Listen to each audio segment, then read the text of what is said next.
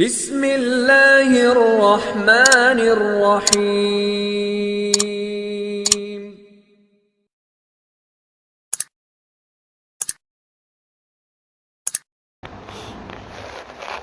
الحمد لله نحمده ونستعينه ونستغفره ونؤمن به ونتوكل عليه ونعوذ بالله من شرور أنفسنا ومن سيئات أعمالنا من يهده الله فلا مضل له ومن يضلله فلا هادي له ونشهد أن لا إله إلا الله وحده لا شريك له ونشهد أن سيدنا وسندنا وأولانا ومولانا محمدا عبده ورسوله الذي أرسل بالحق بشيرا ونذيرا وداعيا إلى الله بإذنه وسراجا منيرا أما بعد فأعوذ بالله من الشيطان الرجيم بسم الله الرحمن الرحيم إن المسلمين والمسلمات والمؤمنين والمؤمنات والقانتين والقانتات والصادقين والصادقات والصابرين والصابرات والخاشعين والخاشعات والمتصدقين والمتصدقات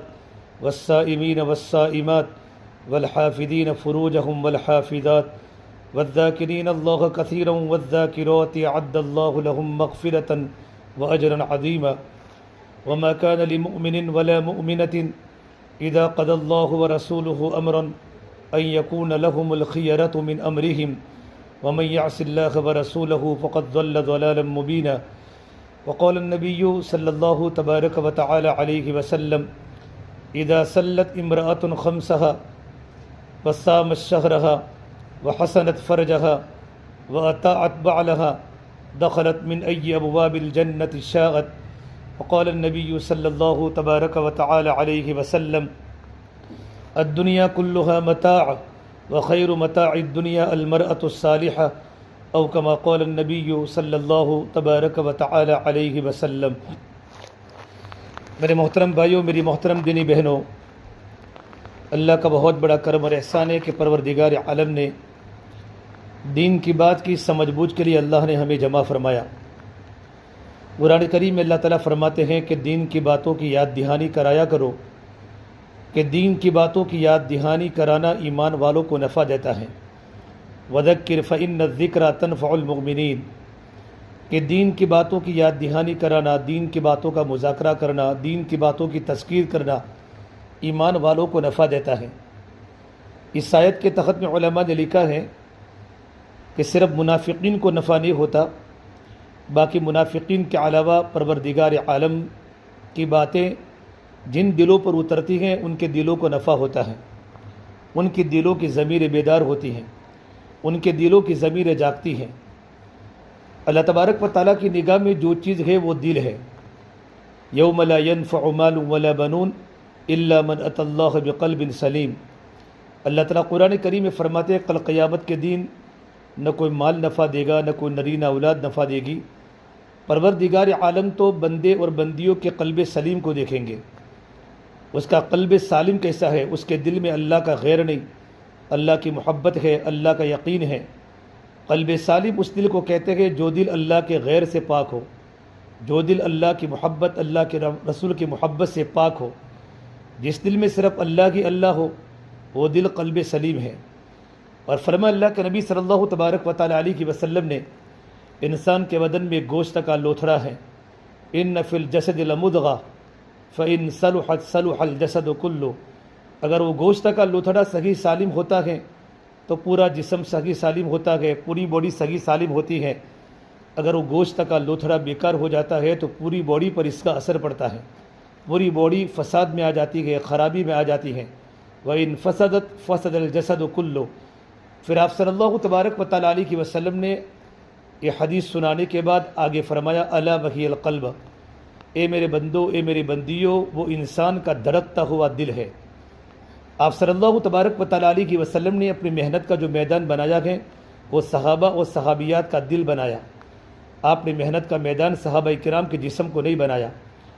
جسم تو کسی کا موٹا ہوتا ہے، کسی کا پتلا ہوتا ہے۔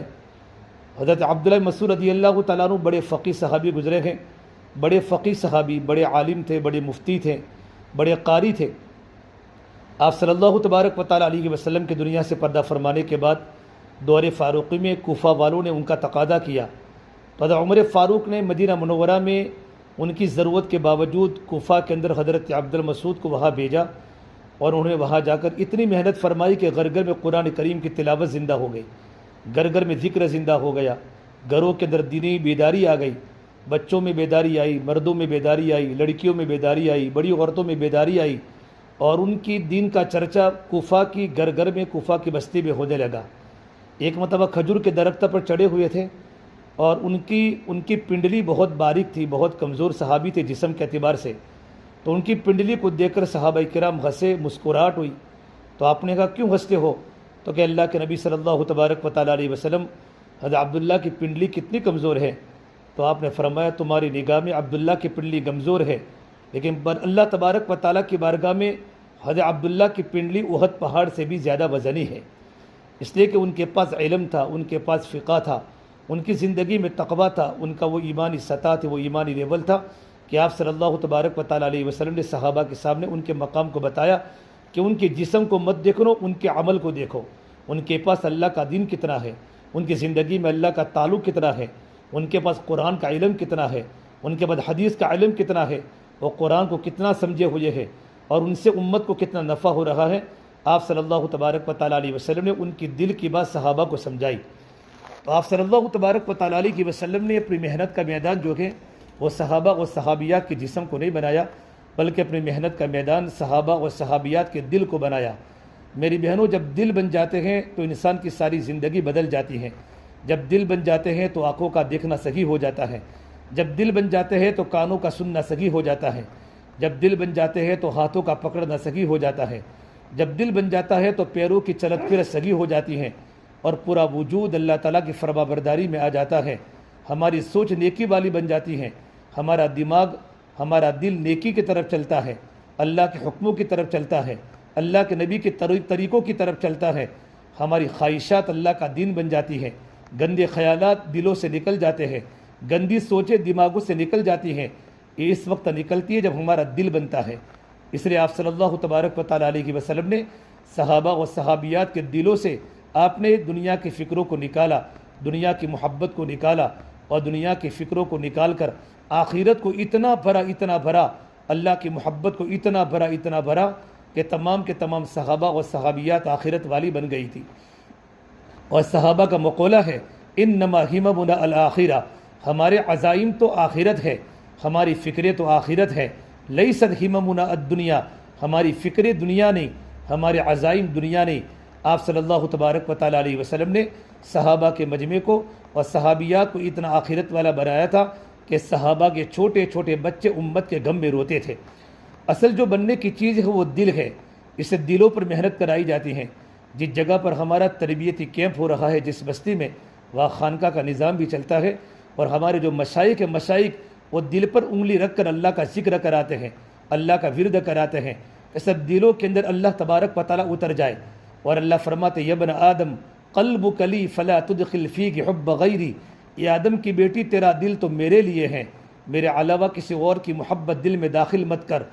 ولسانک لی فلا تذکر بہ احدا غیری، اللہ فرماتے حدیث قدسی میں میری بندی تیری زبان تو میرے لیے ہے، تیری زبان پر میرے سوا کسی کا تذکرہ نہ ہو، تیری زبان پر میرا تذکرہ ہو، تیری زبان پر میری یادیں ہو، تیری زبان پر میری محبت کے بول ہو، میرے کلمے کے بول ہو، تیری زبان پر سبحان اللہ ہو، الحمدللہ ہو، لا الہ الا اللہ ہو، اللہ اکبر ہو، تیری زبان پر قبر کی باتیں ہو، تیری زبان پر آخرت کی فکر کی باتیں ہو، تیری زبان پر ایمانیات کی باتیں ہو، تیری زبان پر عبادات کی باتیں ہو، تیری زبان میں نرمی ہو، شوہر سے کیسے بولنا ہے اس کو سیکھنا ہے، بچوں سے کیسے بات کریں اس سے سیکھنا ہے، پڑوسن کے ساتھ کیسے بات کرنی ہے یہ زبان سے سیکھنا ہے، کہ تیری زبان پر میرے علاوہ کسی کا تذکرہ نہیں ہونا چاہیے۔ یہ اللہ تبارک و تعالیٰ کی طرف سے اپنے بندوں اور اپنی بندیوں کو خطاب ہے۔ تو میری بہنوں، ہمارا دل بنانے کے لیے ہمارا کیمپ ہوا ہے۔ یہ تمام ہماری میڈیکل کالج کی اسٹوڈنٹس اور بی کام کرنے والی، بی اے کرنے والی اور سائنس کرنے والی جو بچیاں یہاں جمع ہوتی ہیں، جہاں پر وہ پڑھتی ہے وہاں دنیاوی حالات ہیں، چاروں طرف خرافات کا دور ہے، چاروں طرف فحاشی کا دور ہے، شرموں کے جنازے نکل چکے ہیں، اور ان کالج کی چار دیواری میں اور اسکول کی چار دیواری میں اور یونیورسٹیوں کے اندر اللہ کو نہیں بولا جاتا، آخرت کی فکر کو نہیں بولا جاتا، زندگی گزارنے کا طریقہ نہیں بولا جاتا، وہ مخلوق کو بولا جاتا ہے، وہ دنیا کی طاقت کو بولا جاتا ہے، وہ دنیا کی چیزوں کو بولا جاتا ہے، اللہ کے غیر کو بولا جاتا ہے، وہ اللہ تبارک و تعالیٰ کی باتیں نہیں ہوتی، وہ ایمانیات کے تذکرے نہیں ہوتے، وہ مغیبات کے تذکرے نہیں ہوتے، وہاں مشاہدات کے تذکرے ہوتے ہیں۔ اگر تم یہ پڑھو گی تو یہ بنو گی، اور تمہارا کلچر صحیح بنے گا، اور تم آگے جاؤ گی، تمہارا اسٹیٹس بنے گا، تمہارا یہ مقام بنے گا، تمہارے معاشرے میں تمہارا ویلیو ہوگا، سوسائٹی میں تمہاری عزت ہوگی، تم پڑھی لکھی بنو گی، تمہاری اتنی سیلری بولے گی، تمہارا شوہر تمہیں پسند کرے گا۔ اس طرح کی باتوں کو اسکولوں میں سکھایا جاتا ہے، اور ہمارے مدارس میں اور ہمارے تربیتی کیمپ کے اندر اللہ کو بولا جاتا ہے کہ اگر زندگی میں اللہ کی محبت اتری، اللہ کے رسول کی محبت اتری، اور زندگی کے اندر دین آیا، تو اللہ تعالیٰ ہمارا سب کچھ بنا دے گا، ہماری دنیا بھی بنے گی، ہماری آخرت بھی بنے گی، ہمارا مستقبل بھی تابناک ہوگا، ہماری لائف صحیح ہو جائے گی، ہمارے معاملات صحیح ہو جائیں گے، ہمارا کلچر صحیح ہو جائے گا۔ اس لیے کہ ایمان بنتے ہیں تو اعمال بنتے ہیں، ایمان بنے گا تو اعمال بنیں گے، اور اعمال بنیں گے تو اخلاق بنیں گے، اور اخلاق بنیں گے تو معاشرہ پاکیزہ بنے گا۔ سب سے بڑی بنیادی چیز مغیبات کا علم ہے کہ اللہ کا یقین ہمارے دل میں اترے، عقائد کا علم ہے کہ ہمارے عقیدے صحیح ہو جاوے۔ یہ ہمارے کیمپ میں اور ہماری جوڑ میں اللہ کو بولنا، اللہ کی محبت کو دل میں اتارنا، اللہ تبارک و تعالیٰ کی باتیں کرنا، اللہ کے تذکرے کرنا، اس لیے کہ ہماری جو منزل ہے وہ اللہ ہے۔ اللہ ملا تو سب کچھ ملا، اللہ نہ ملا تو کچھ بھی نہ ملا۔ ہماری بنیادی اللہ تبارک و تعالیٰ کو پانا ہے۔ اللہ کو ملا تو ہم ہار کر بھی جیتی ہوئی ہے، اور اگر اللہ نہ ملا تو ہم جیت کر بھی ہاری ہوئی ہے۔ اصل اللہ تبارک و تعالیٰ کو پانا ہے۔ ہمارے پاس کچھ نہیں ہے، ہمارے دل میں صرف اللہ کی محبت ہے، تو ہمارا جسم اللہ کی محبت پہ چلے گا، وقت پر نماز کی پابندی ہوگی، ہماری آنکھوں کی حفاظت ہوگی، ہمارے جسم کی حفاظت ہوگی۔ اور میرے آقا صلی اللہ تبارک و تعالیٰ علیہ وسلم نے جنت میں جانے کے صرف 4 عمل بتائے کہ جنت میں اگر لڑکیوں کو جانا ہے، یہ حدیث مردوں کو نہیں سنائی، یہ حدیث صرف لیڈیز کو سنائی ہے، مستورات کو سنائی ہے، بچیوں کو سنائی ہے، اور خواتین کو سنائی ہے۔ اگر زندگی میں تم صرف 4 عمل کرو تو جنت کے جون سے دروازے داخل ہونا چاہو داخل ہو سکتی ہو۔ اللہ نے جنت کے 8 دروازے بنائے ہیں۔ پہلی بات فرمائی، اذا صلت امرأۃ خمسہا وصامت شہرہا وحسنت فرجہا واطاعت بعلہا دخلت من ای ابواب الجنت شاغت، رواہ مسلم۔ صحیح مسلم کی حدیث ہے، اگر عورت 5 وقت کی نماز کی پابندی کرے، زندگی میں 5 وقت کی نماز کی پابندی آ جائے، نماز کو وقت پر پڑھنا، نماز کو وقت پر ادا کرنا، نمبر 2 رمضان کے روزے رکھے، نمبر 3 اپنے شرمگاہ کی حفاظت کرے، اپنی عزت کی حفاظت کرنا، چونکہ ہم جہاں پڑھتی ہیں وہاں ماحول بے شرمی کا ماحول ہوتا ہے، بے حیائی کا ماحول ہوتا ہے، چاروں طرف خرافات ہوتے ہیں، لڑکیوں کا اختلاطی ماحول ہے، وہاں اختلاطی ماحول ہے۔ اللہ کے نبی صلی اللہ تبارک و تعالیٰ علیہ وسلم نے جگہ جگہ پر بچیوں کو پاک دامنی کا حکم فرمایا۔ قرآن کریم میں اللہ نے لڑکوں کو الگ کہا ہے اور لڑکیوں کو الگ کہا ہے۔ وَقُلْ لِلْمُؤْمِنِينَ يَغُضُّوا مِنْ أَبْصَارِهِمْ وَيَحْفَظُوا فُرُوجَهُمْ، ایمان والو تم اپنی نگاہوں کو نیچی کرو اور اپنے جسم کی اپنی عزت کی حفاظت کرو۔ لڑکیوں کو اللہ نے الگ سے کہا ہے، وَقُلْ لِلْمُؤْمِنَاتِ يَغْضُضْنَ مِنْ أَبْصَارِهِنَّ وَيَحْفَظْنَ فُرُوجَهُنَّ، ایمان والی بہنوں اور ایمان والی میری بندیوں، تم اپنے آنکھوں کی حفاظت کرو اور اپنے جسم کے اپنی عزت کی حفاظت کرو۔ میں قرآن کریم کا محاوری ترجمہ کرتا ہوں، اپنی عزت کی حفاظت کرو، ورنہ قرآن کریم میں جہاں اللہ تبارک و تعالیٰ یا ایھا الذین آمنوا کا خطاب دیتا ہے، اے ایمان والو، تو ایمان والوں میں اللہ مردوں کو بھی خطاب کرتا ہے، اور ایمان والے میں اللہ عورتوں کو بھی خطاب کرتا ہے۔ آمنو میں ایمان والے مرد بھی آ گئے اور ایمان والی عورتیں بھی آ گئی، لیکن بعض جگہ پر اللہ تعالیٰ نے ایمان والوں کو الگ سے پکارا، مردوں کو، عورتوں کو الگ سے خطاب کیا۔ جب کوئی مسئلہ نازک ہوتا ہے، جب عورت کی عزت کی حفاظت کا مسئلہ ہوتا ہے، وہاں پروردگار عالم عورتوں کو الگ سے اللہ پاک خطاب کر کے فرماتا ہے تاکہ عورت اس تاکید حکم کے اپنی زندگی کے اندر لاوے۔ قرآن کریم میں جہاں مذاق کی بات کی ہے، وہاں بھی اللہ نے مردوں کو الگ سے بیان کیا، عورتوں کو الگ سے بیان کیا۔ یا ایھا الذین آمنوا لا یسخر قوم من قوم عسى ان یکونوا خیرا منہم، ایمان والو تم کسی کی مذاق مت کرو، تم کسی کی عزت کی دھجیاں مت اڑاؤ، تم کسی کے عیب کو مت کھولو، کسی کے پردہ دری مت کرو، کسی کے مذاق مت اڑاؤ۔ ہو سکتا ہے تم جس کی عزت کے پیچھے تم کھیل لگے ہو، تم جس کی عزت کی دھجیاں اڑا رہے ہو، جس کی تم مذاق کر کے لوگوں کے سامنے ذلیل کر رہے ہو، تو جس کی مذاق کی جا رہی ہے وہ اللہ کی نگاہ میں تم سے زیادہ عزت والا ہو، اللہ کی نگاہ میں تم سے زیادہ اچھا ہو۔ اللہ نے وہاں بھی عورتوں کو الگ سے خطاب فرمایا ہے، وَقُلْ يَا أَيُّهَا الَّذِينَ آمَنُوا لَا يَسْخَرْ قَوْمٌ مِّنْ قَوْمٍ عَسَىٰ أَن يَكُونُوا خَيْرًا مِّنْهُمْ وَلَا نِسَاءٌ مِّن نِّسَاءٍ عَسَىٰ أَن يَكُنَّ خَيْرًا مِّنْهُنَّ، اور کوئی عورتیں کسی عورت کی مذاق نہ کرے، ان کے عزت کے پیچھے نہ کھلے۔ عام طور پر عورتوں کی سب سے بڑی کمزوری ہوتی ہے، جب عورت کے سامنے کسی کی بات آتی ہے، کسی کی عزت کی بات آتی ہے تو بغیر تحقیق کے عورتیں جلدی باتیں چلاتی ہیں۔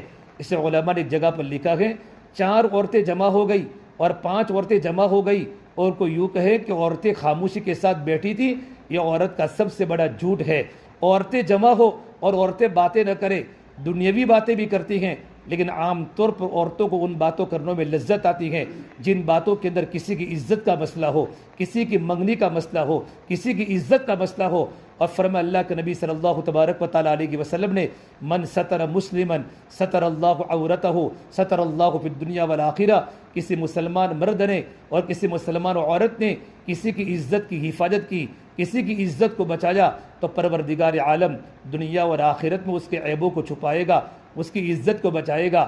اور فرمایا اللہ کے نبی صلی اللہ تبارک و تعالیٰ علیہ وسلم نے، اگر کسی بیٹے کی عزت کی دھجیاں اڑ لگی ہو اور کوئی عورت ہمارے سامنے کسی بیٹے کی عزت کے بارے میں بات کرتی ہو، ہم نے فلاں لڑکی کو فلاں لڑکے کے ساتھ دیکھا تھا، ادھر ادھر دیکھا تھا، اور اس لڑکی نے اس بچی کی عزت کو بچانے کے لیے اس کی طرفداری کی، نہیں بہن ہماری آنکھیں جھوٹے ہو سکتی ہیں، یہ بہن ایسی نہیں ہو سکتی، ہم اپنی زبان سے کسی کی غیبت کیوں کریں۔ قرآن کریم میں اللہ نے بڑی خطرناک وعیدیں فرمائی ہے، وَيْلٌ لِكُلِّ ہُمَزَةٍ لُمَزَةٍ، بڑی بربادی ہے ان مردوں کے لیے، ان عورتوں کے لیے جو سامنے عیب کی باتیں کرتے ہیں، سامنے طعنہ دیتی ہیں، اور فرمایا لُمَزَہ، جو پیچھے عیب جوئی کرتی ہیں۔ ایک ہوتی ہے عیب گو، ایک ہوتا ہے عیب جو، ایک تو عیبوں کو بیان کرنا، ایک ہے عیبوں کو ڈھونڈنا۔ قرآن کریم اللہ تبارک و تعالیٰ نے یہاں فرمایا ویل، یہ تو بڑی بربادی ہے۔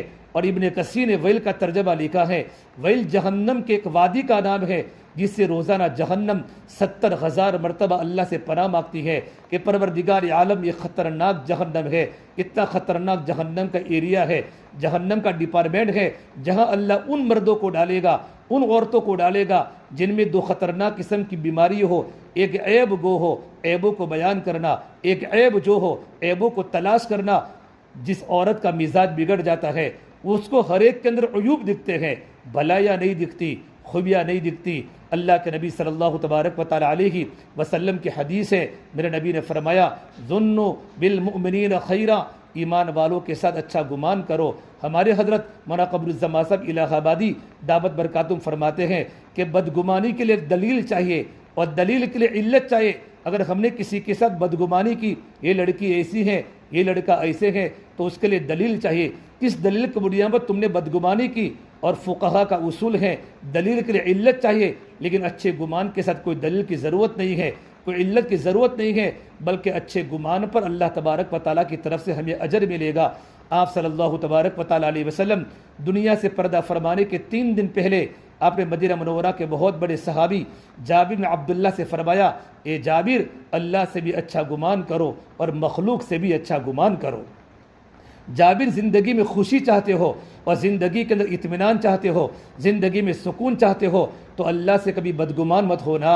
اگر تم پر ناگواری کے حالات آوے، چونکہ مرد کی فطرت ہے اذا مسہ الخیر منوعا واذا مسہ الشر جزوعا، کہ جب بھلائی آتی ہے، جب کوئی برائی آتی ہے، اللہ نے دنیا کو حالات کی جگہ بنائی، اللہ نے دنیا کو پریشانی کرنے کی جگہ بنائی۔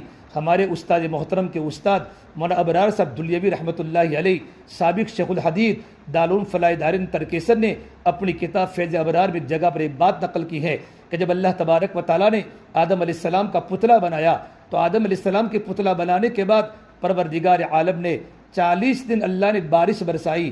اس میں اللہ تبارک و تعالیٰ نے 39 دن اللہ نے شر کی بارش برسائی اور 1 دن خیر کی بارش برسائی۔ اس سے علماء نے بات نکالی ہے، انسان کی زندگی 70 سالہ ہو، انسان کی زندگی 80 سالہ ہو، زندگی کا اکثر دور ناگواری میں گزرے گا، اور ناگواری جو آئے گی وہ اللہ تبارک و تعالیٰ کی طرف رجوع کرنے کے لیے آئے گی۔ میری بہنوں، میری بیٹیوں، حالات آتے ہیں تربیت کے لیے اور مدد آتی ہے تسلی کے لیے۔ خربوزہ جو ہوتا ہے بغیر گرمی کے نہیں پکتا، خربوزہ جب گرمی میں گزرتا ہے اس میں مٹھاس پیدا ہوتی ہے. جب تک گرمی نہیں پڑے گی، گرم گرم لو جب خربوزہ کو نہیں لگے گی تو خربوزہ میں مٹھاس نہیں آئے گی. گیہوں کے لیے سردی کا حالات ضروری ہے.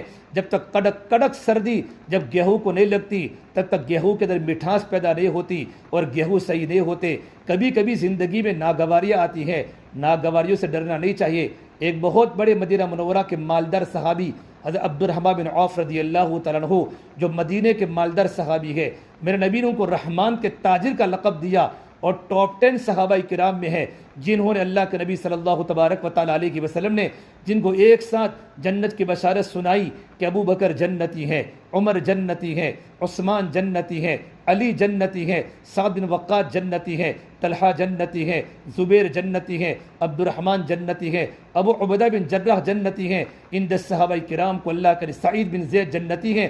آپ نے 10 صحابہ کرام کو جنت کی بشارت ایک ساتھ بیٹھ کر سنائی. اس میں مدینہ منورہ کے صحابی حضرت عبد الرحمن بن عوف ہے. وہ فرماتے ہیں میں نے اپنی پوری زندگی کا نچوڑ نکالا ہے، پوری زندگی کا خلاصہ نکالا کہ خیر کا خیر بھی ہم نے ناگواریوں کو برداشت کرنے کے اندر پایا ہے. تو میری بہنوں میں کہہ رہا تھا، اللہ قرآن کریم میں کہہ رہا ہے وَلَا نِسَاءٌ مِّن نِسَاءٍ عَسَىٰ أَن يَكُنَّ خَيْرًا مِّنْهُنَّ کہ کوئی عورتیں کسی عورت کی مذاق نہ کرے. ہو سکتا ہے جس عورت کی مذاق کی جا رہی ہے، جس عورت کو ہم ذلت کی نگاہوں سے دیکھتے ہیں، وہ عورت اللہ تعالیٰ کی بارگاہ میں ہم سے کئی گنا اچھی ہو. غلطی معاف ہو جاتی ہے اور غلطی کے معاف ہونے کے بعد توبہ کرنے کے بعد اللہ کی بندیاں اتنا اللہ کا قرب ملتا ہے. بعض مرتبہ نیکیاں کرنے سے بھی اتنا اللہ کا قرب نہیں ملتا جتنا گناہ کرنے کے بعد توبہ کرنے سے اللہ کا قرب مل جاتا ہے. ایک ہوتا ہے حسن کا تکبر اور ایک ہوتا ہے مال کا تکبر اور ایک ہوتا ہے دین کا تکبر. علماء نے لکھا ہے کہ دین کا تکبر مال کے تکبر سے بھی زیادہ ہے، دین کا تکبر حسن کے تکبر سے بھی زیادہ ہے. دین کا تکبر میرے پاس اتنا نالج ہے. کبھی کبھی انسان کو ایسا غلبہ طاری ہو جاتا ہے، اپنے کو بہت کچھ سمجھتا ہے، زندگی میں عجب پیدا ہو جاتا ہے. میرے آقا صلی اللہ تبارک و تعالیٰ علیہ وسلم نے فرمایا، صحیح بخاری شریف جلد ثانی کی روایت، اگر دو بھیڑیوں کو اگر بکریوں کے ریوڑ میں چھوڑ دیا جاوے، بھیڑیے کی سب سے بڑی غذا، ٹائیگر کی سب سے اچھا خوراک، سب سے اچھی غذا بکریاں ہوتی ہے، اور بالکل دو بھوکے بھیڑیے کو ارسلا فی غنم بکریوں کے ریوڑ میں چھوڑ دیا جاوے، اتنا نقصان یہ ہوگا جتنا نقصان اس مرد کا ہوگا، اس عورت کا ہوگا کہ اس کو اللہ نے کچھ علم دیا ہو، کچھ دین دیا ہو، کچھ نالج دیا ہو، میڈیکل سائنس میں بچی پڑھتی ہو، بی کام کر رہی ہو، بی اے کر رہی ہو، دنیا کا نالج ہو یا دین کا نالج ہو، اور اپنے آپ کو بڑا سمجھے میں کچھ ہوں اور دوسروں کو حقیر سمجھے. اتنا نقصان اس سے ہوگا، اتنا نقصان تو دو بھوکے بھیڑیوں کو بکریوں کے ریوڑ میں چھوڑنے سے نہیں ہوگا. اس سے میری بہنوں ہماری زندگی میں تواضع آوے، اور اللہ کے نبی کی صاف حدیث ہے، جو اپنے آپ کو چھوٹا بن کے علم سیکھے گی اور چھوٹا بن کے زندگی گزارے گی، اللہ اس کو بلند کریں گے. من تواضع للہ رفعہ اللہ، یہ اللہ کے نبی کی صریح حدیث ہے. اور جب کوئی مرد کو عورت اپنے آپ کو بڑا سمجھتا ہے تو پروردگار عالم لوگوں کی نگاہوں میں، صحیح ترمذی کی روایت ہے، کتے سے بھی زیادہ اور سور خنزیر سے بھی زیادہ اللہ لوگوں کی نگاہوں میں اس کو ذلیل کر دیتے ہیں. اس لیے اللہ کے نبی صلی اللہ تبارک و تعالیٰ علیہ وسلم نے اللہ سے دعا مانگی، اللہم اجعل فی عینی صغیرہ وفی اعین الناس کبیرہ. اے پروردگار عالم تم مجھے اپنی نگاہ میں چھوٹا بنا دے، لوگوں کی نگاہ میں بڑا بنا دے. اس دعا کے اندر بہت سے مضامین علماء نے لکھے ہیں. اپنی نگاہ میں چھوٹا بنا دے. جب اپنے آپ کو انسان چھوٹا سمجھے گا تو تکبر نہیں آئے گا، سیکھے گا کہ مجھے محنت کی ضرورت ہے، مجھے اپنی تربیت کی ضرورت ہے، مجھے اللہ کے نیک بندیوں کے پاس بیٹھنے کی ضرورت ہے، اللہ والوں کی بات سننے کی ضرورت ہے، اپنے دل کو بنانے کی ضرورت ہے. ابھی میں کمزور ہوں، میرے اندر بہت ہی کمی ہے. اور قرآن تو یوں کہتا ہے فَلَا تُزَكُّوا أَنفُسَكُمْ هُوَ أَعْلَمُ بِمَنِ اتَّقَىٰ. کوئی انسان اپنے آپ کو پاک نہ سمجھے، اللہ ہی جانتا ہے کون اللہ کی نگاہ میں متقی ہے، کون اللہ کی نگاہ میں پرہیزگار ہیں. ہمارے دلوں کی کیفیت اللہ کو پتہ ہے، ہمارے دل کے اندر کے آنے والے اندر کے نفسانیت اور ہمارے دل میں آنے والے خیالات اللہ کو پتہ ہے. آہستہ بولو تو بھی اللہ سنتا ہے، زور سے بولو تو بھی اللہ سنتا ہے. وَيَعْلَمُ السِّرَّ وَأَخْفَى.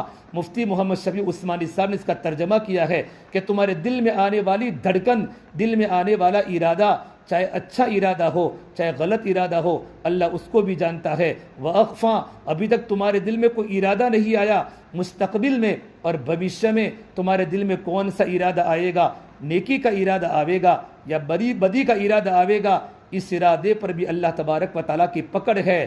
أَلَمْ يَعْلَمْ بِأَنَّ اللَّهَ يَرَى، اللہ اپنے بندوں کو عجیب انداز سے فرماتے ہیں، اے میرے بندے کیا تمہیں پتہ نہیں میں تمہیں برابر دیکھ رہا ہوں، تمہیں برابر دیکھ رہا ہوں۔ سواء منکم من اسر القول ومن جہر بہ ومن هو مستخف باللیل وسارب بالنہار۔ قرآن کریم کی آیت کو اگر ہم پڑھیں گے، قرآن کا مطالعہ کریں گے، 24 گھنٹے کی زندگی ہماری اللہ کی نگرانی میں ہے۔ ولا تحسبن اللہ غافلا عما يعمل الظالمون، اللہ اپنے بندوں کو فرماتے ہیں میری بندی غفلت کے ساتھ زندگی مت گزار، اللہ تیری حرکتوں سے واقف ہے، تیری آنکھوں کی خیانت کو جانتا ہے۔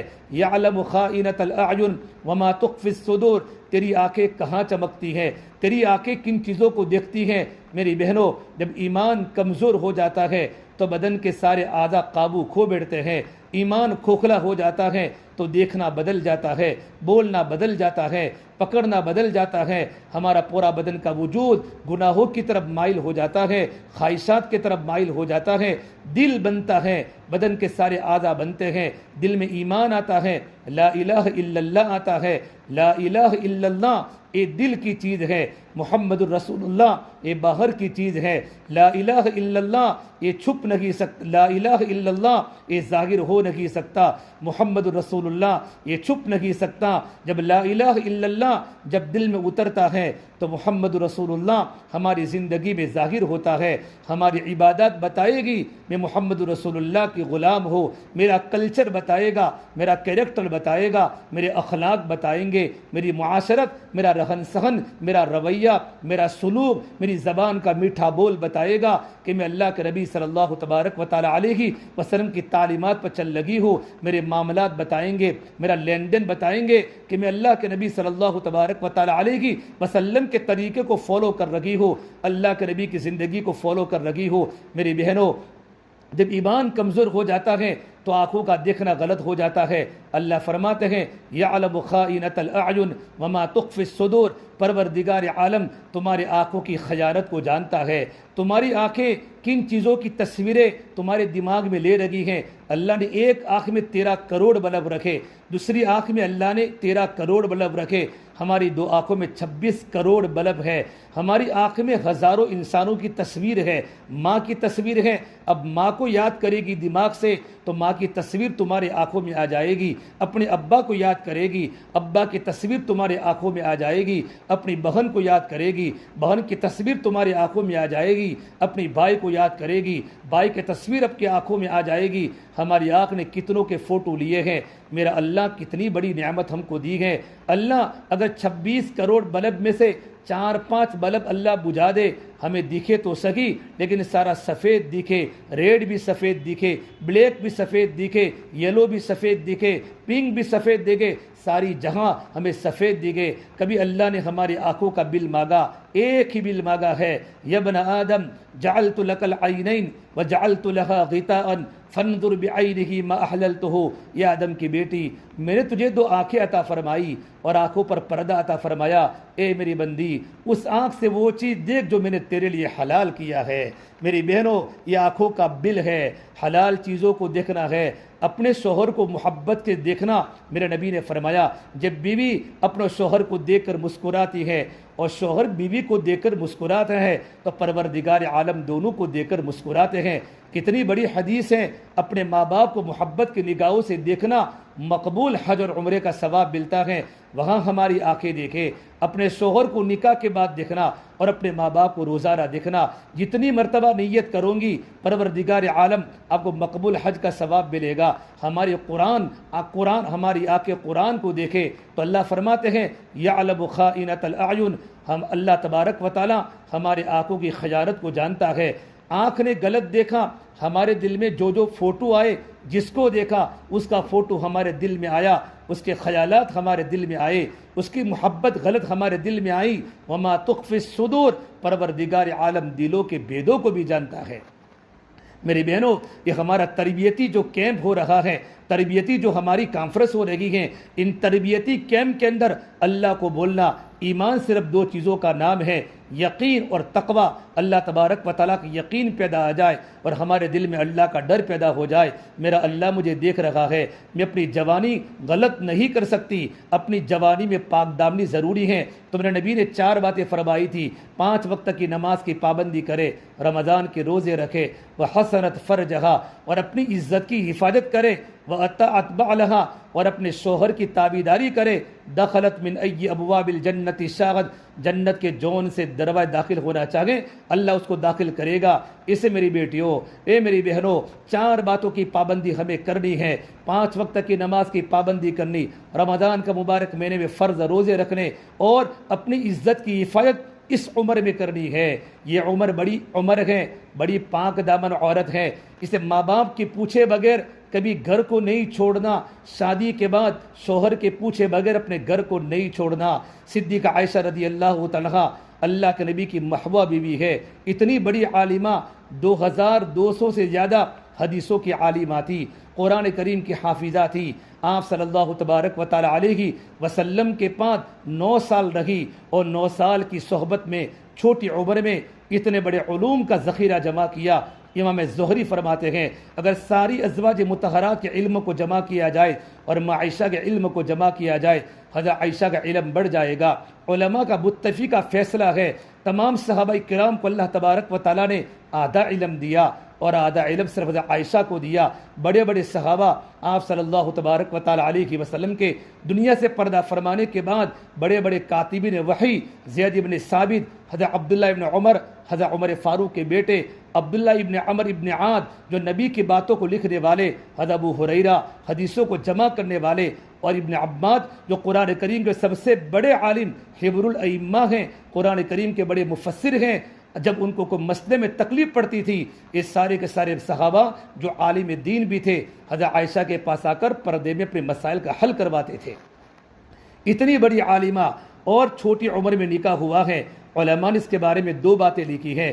ماں عائشہ فرماتی ہیں ابھی تو میں پیدا بھی نہیں ہوئی تھی کہ جبریل امین اللہ کے نبی صلی اللہ تبارک و تعالیٰ علیہ وسلم کے پاس، صحیح نسائی کی روایت ہے، اللہ کے نبی کے پاس ریشمی کپڑے پر حضرت عائشہ کا فوٹو لے کر اللہ کے نبی کے پاس آئے، یا رسول اللہ یہ بیوی آپ کی دنیا کی بھی بیوی ہے اور آپ کی آخرت کی بھی زوجہ ہے۔ پھر جب میرے آقا صلی اللہ تبارک و تعالیٰ علیہ وسلم حضرت خدیجہ کے انتقال کے بعد جب مدینہ منورہ ہجرت کر کے آپ پہنچے گئے تو حضرت مدینہ منورہ میں حضرت خدیجہ کو یاد کر کے بہت روتے تھے، خدیجہ کی یاد آپ کو بہت آتی تھی۔ ایک مرتبہ ماں عائشہ کے سامنے اپنی پیاری بیوی حضرت خدیجہ کو یاد کر کے رونے لگے، آپ کی آنکھوں میں ٹپ ٹپ آنسو گرنے لگے، تو ماں عائشہ نے غیرت میں کہا یہ اللہ کے نبی صلی اللہ تبارک و تعالیٰ علیہ وسلم، ہم تمہاری بیویاں ہیں، ہم خوبصورت ہیں، آپ بوڑھی مکۃ المکرمہ کی بوڑھی عورت جس کا ہونٹ لال تھا اس کو یاد کر کے آپ کیوں روتے ہیں؟ آپ کی آنکھوں میں نمی آ جاتی ہے، آپ کی آنکھوں میں بھیگی آ جاتی ہیں۔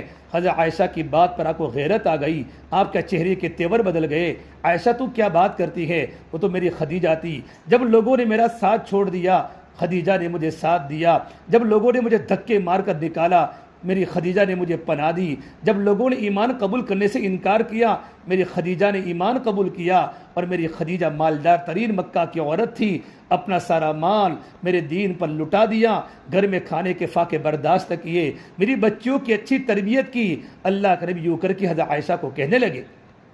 ایک مرتبہ حضرت عائشہ کے پاس حضرت خدیجہ کی بہن حالہ آئی، اللہ کے نبی صلی اللہ تبارک و تعالیٰ علیہ وسلم مسجد نبی میں تھے، جیسے آپ اپنے گھر میں انٹر ہوئے، اپنے گھر میں داخل ہوئے، حضرت حالہ خدیجہ کی بہن تھی، آواز دونوں کی سیم سیم تھی، آپ کو خدیجہ کی یاد آ گئی۔ جب آپ گھر میں داخل ہوئے تو آپ کی آنکھوں میں آنسو تھے۔ حضرت عائشہ نے کہا یا رسول اللہ آپ کیوں رو رہے ہیں؟ کہ مجھے خدیجہ کی یاد تازہ ہو گئی، کہ خدیجہ کی بہن کی آواز سن کر میری خدیجہ کی یاد تازہ ہو گئی۔ آپ کی چاروں بیٹیاں حضرت خدیجہ سے ہیں، اور خدیجہ کی موجودگی میں آپ نے کوئی نکاح نہیں فرمایا، کوئی نکاح نہیں فرمایا۔ مکۃ المکرمہ کا قبرستان جنت المعلیٰ میں حضرت خدیجہ کی قبر ہے، باقی آپ کی 9 بیویوں کی قبر 8 بیویوں کی قبر مدینہ منورہ کے جنت البقیع میں ہیں، اور ایک قبر حضرت میمونہ کی مکہ المکرمہ سے نکلتے وقت جب مدینہ منورہ جاتے ہیں تو مقام شریف آج کی زبان میں جہن بولا جاتا ہے، وہاں سڑک پر حضرت میمونہ کی قبر ہے، باقی آپ کی دوسری بیویاں جنت البقیع میں مدفون ہیں۔ حضرت عائشہ رضی اللہ عنہا اتنی بڑی عالمہ تھی، وہ فرماتی ہیں جب آپ صلی اللہ تبارک و تعالیٰ علیہ وسلم مدینہ منورہ کے اندر آئے، آپ غمزدہ رہنے لگے تو جبرائیل امین پھر سے میرا فوٹو لے کر ریشمی کپڑے پر لے کر اللہ کے نبی کو بتایا، تو آپ نے فرمایا یہ تو صدیق اکبر کی بیٹی ہیں کہ اللہ تبارک و تعالیٰ نے آپ کا نکاح ان سے کروانے کا اللہ تبارک و تعالیٰ کو منشا ہے اور اللہ کا حکم ہے، آپ حضرت عائشہ سے آپ نکاح فرمائیں گے۔ چھوٹی عمر میں نکاح ہوا، حضرت عائشہ فرماتی ہیں میں تو گڑیا کھیل لگی تھی، میرے پاس ایک گھوڑا تھا، گھوڑا بغیر آنکھوں والا گھوڑا، میں ان گھوڑے سے اور گڑیا سے کھیل لگی تھی۔ جب میری رخصتی ہوئی تو ایک بار اللہ کے نبی صلی اللہ تبارک و تعالیٰ علیہ وسلم فرمایا عائشہ تم کس سے کھیلتی ہو؟ اور اس گھوڑے کے 2 پر تھے، تو حضور نے فرمایا عائشہ گھوڑے کے پر کہاں ہوتے ہیں کہ اللہ کے نبی آپ کو پتہ نہیں سلیمان علیہ السلام کے گھوڑوں کے تو پر ہوا کرتے تھے۔ ماں عائشہ فرماتی ہیں جب میں بات بولی تو اللہ کے نبی مسکرانا شروع کیا، آپ کے دانتوں میں آپ ہنسنے لگے اپنی بیوی کی بات کو سننے کے بعد۔ اتنی چھوٹی عمر میں جو نکاح ہوا ہے اس کی 2 وجوہات تھی، علماء نے لکھی ہیں کہ آپ صلی اللہ تبارک و تعالیٰ علیہ وسلم کا جو نکاح حضرت عائشہ سے ہوا ہے کہ حضرت عائشہ بالغ ہوتے ہی جو بچیوں کی جو جذبات ہوتے ہیں، بچیوں کی جو تمنا ہوتی ہے کہ میری زندگی میں میری لائف میں کوئی مجھے پارٹنر مل جاوے، مجھے اچھا شوہر مل جاوے، یہ عورت کی فطرت ہے، مرد کی بھی فطرت ہے۔ میری عائشہ کی سب سے پہلی نظر بلوغیت کے بعد اللہ کے نبی پر ہی پڑے، اللہ کے نبی پر ہی پڑے، یہ حکمت تھی کہ اتنی چھوٹی عمر میں نکاح حضرت عائشہ کا اللہ کے نبی صلی اللہ تبارک و تعالیٰ علیہ وسلم کروایا۔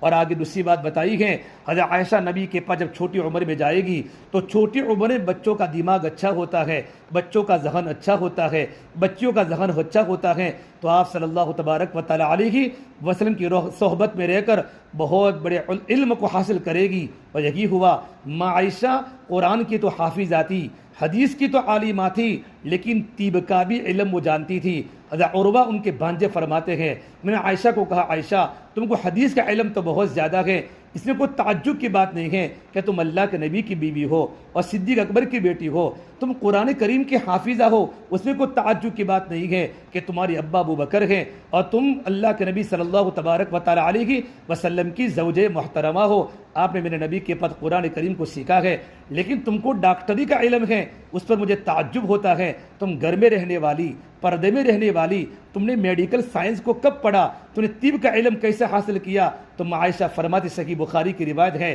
کہ جب میرے آقا صلی اللہ تبارک و تعالیٰ علیہ وسلم جب بیمار ہوئے تو عرب اور عجم سے لوگ میرے نبی کی ملاقات میں آتے تھے اور آپ کو جڑی بوٹی کا علاج بتاتے تھے، آپ اگر یہ کھاؤں گے تو آپ کے سر کا درد ختم ہو جائے گا۔ تم ان تمام کی باتیں سن کر میں ذہین تھی، میں فتین تھی، اللہ نے مجھے علم دیا تھا، میں ساری کی ساری باتیں سیکھ گئی۔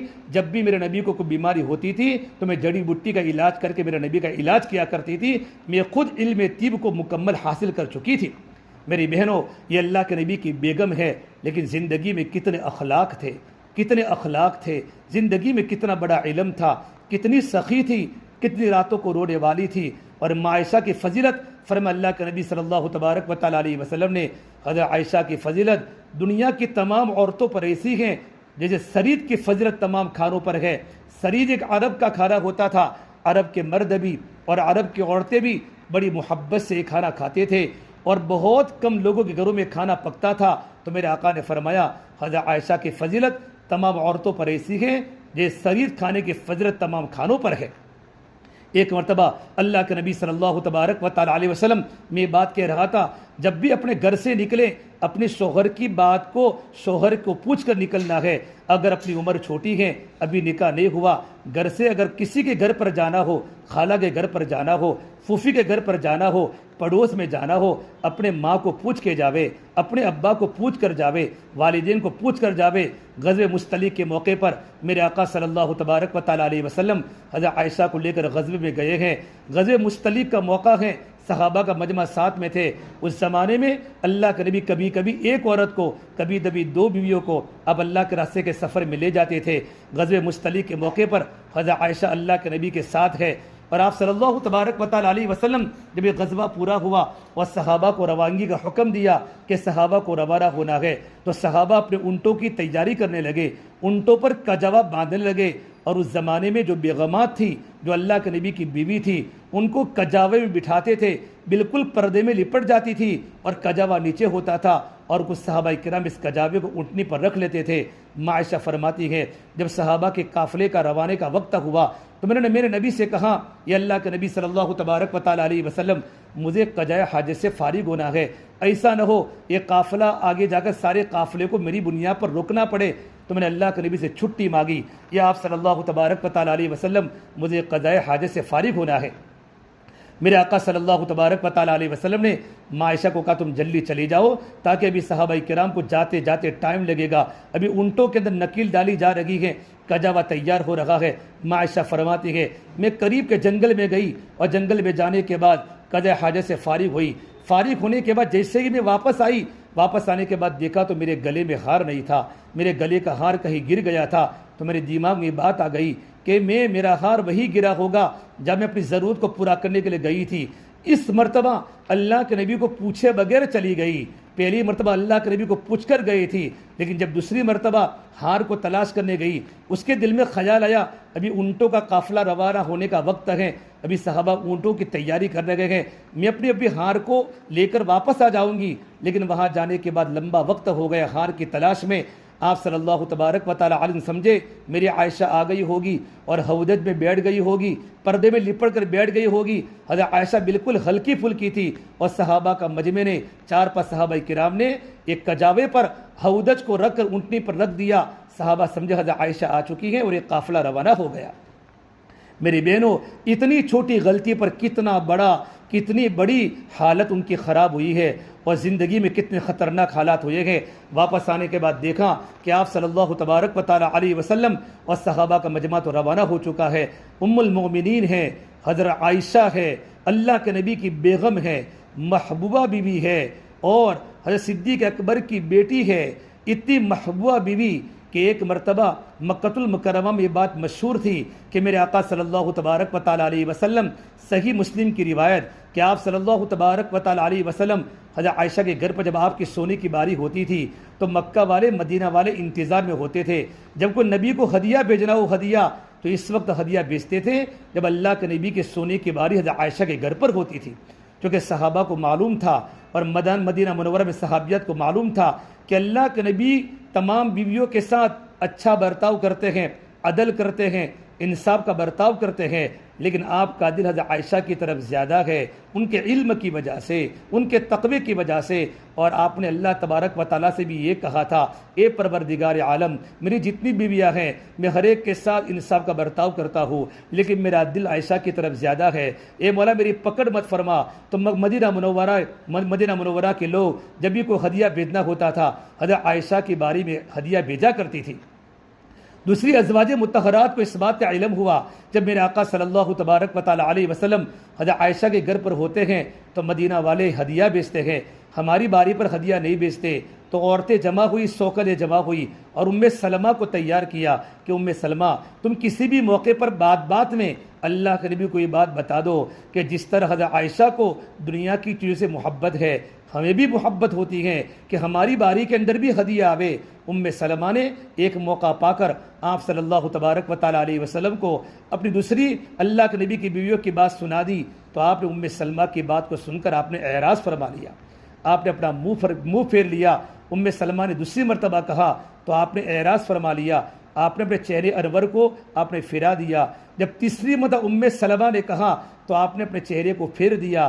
جب چوتھی مرتبہ کا تو آپ نے فرمایا ام سلمہ آئندہ تم مجھے عائشہ کے بارے میں تکلیف مت پہنچانا، آئندہ مجھے عائشہ کے بارے میں تکلیف مت پہنچانا۔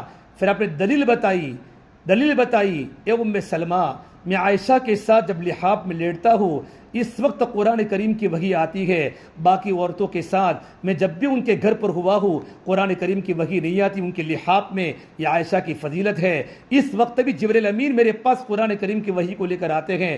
ام سلمہ نے اس بات کا تذکرہ دوسرے ازواج مطہرات کے سامنے کیا، تب سے انہوں نے بات کرنا بند کر دی۔ بلکہ بعض روایت میں صحیح بخاری میں ہے کہ تمام ازواج مطہرات نے اللہ کے نبی کی بیٹی فاطمہ کو بلا کر کہا اے فاطمہ تمہارے ابا محمد صلی اللہ تبارک و تعالیٰ علیہ وسلم جو عائشہ کے گھر پر ہوتے ہیں تو مدینہ والے ان کی باری میں ہدیہ بھیجا کرتے ہیں، ہماری باری میں کوئی ہدیہ نہیں آتا، فاطمہ یہ بات آپ اپنے ابا تک پہنچا دو۔ حضرت فاطمہ نے یہ بات جب حضور تک پہنچا دی تو آپ نے عجیب بات فرمائی، فاطمہ اے میری بیٹی جن کو مجھ سے محبت ہے کیا تم کو ان سے محبت نہیں ہے؟ اے میری بیٹی فاطمہ جن سے مجھے محبت ہے بیٹی کیا تجھے اس سے محبت نہیں ہے؟ اتنا جملہ حضرت فاطمہ کو کافی تھا، حضرت فاطمہ سمجھ گئی، اور جب فاطمہ نے دوسری ازواج مطہرہ کو جا کر فرمایا آئندہ مجھے ایسی بات میرے سامنے کبھی مت کرنا، میں میرے نبی کو کہہ نہیں سکتی میرے ابا کو کہ میرے ابا کے دل میں جب عائشہ کی محبت زیادہ ہے تو میرے دل میں بھی عائشہ کی محبت زیادہ ہے۔ اتنی بڑی محبوبہ بیوی غزوہ مستلق کے موقع پر جب آپ صلی اللہ تبارک و تعالیٰ علیہ وسلم کا قافلہ روانہ ہو گیا، قافلہ روانہ ہو چکا ہے، ماں عائشہ آئی، دیکھا کہ صحابہ جا چکے ہیں، اللہ کے نبی جا چکے ہیں، میری بیٹیوں گھر میں چھوڑتے وقت گھر سے ایجاد کے بغیر نکلنا کتنا بڑا نقصان ہوتا ہے۔ یہ واقعہ امت کے لیے بڑی عبرت ہے۔ قرآن کریم کے 18 پارے میں اللہ نے پوری برات کے بارے میں 17 آیت نازل فرمائی ہے۔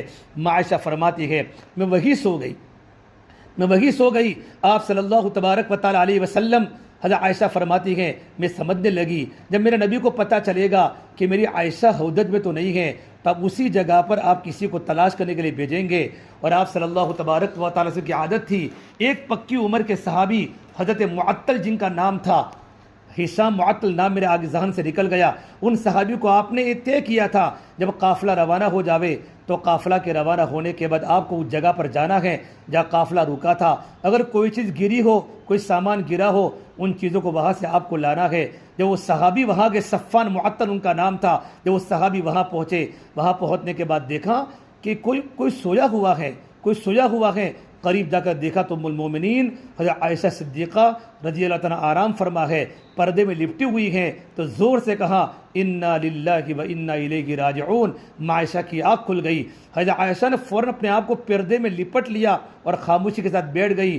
صفان بن معطل وہ صحابی جو پکی عمر کے تھے، بڑی عمر کے صحابی تھے، اپنے اونٹ کو کہا، اونٹ کو بٹھایا، کہ عائشہ اس پر بیٹھ جاؤ، اتنی صرف بات کی اور اونٹنی کی نکیل پکڑ کر چلتے رہے کہ میں آپ کو قافلے تک پہنچا دیتا ہوں۔ جب یہ قافلہ تک حضرت اللہ کے نبی صلی اللہ تبارک و تعالیٰ علیہ وسلم جہاں قافلے کے ساتھ ٹھہرے ہوئے تھے، وہ صحابی ماں عائشہ کو لے کر وہاں پہنچے، اس قافلے میں منافقین تھے۔ ارے میری بچیوں کتنی زندگی میں احتیاط کی ضرورت ہے، کتنی تربیت کی ضرورت ہے، یہ احتیاط کے ساتھ قدم رکھنا گھر سے باہر نکل کر، اور میرے نبی نے فرمایا تہمت کی جگہ سے اپنے آپ کو بچاؤ۔ ایک مرتبہ آپ صلی اللہ تبارک و تعالیٰ علیہ وسلم رمضان کے مہینے میں آپ پابندی سے عشر اخیرہ کا اعتکاف مسجد نبی میں فرماتے تھے۔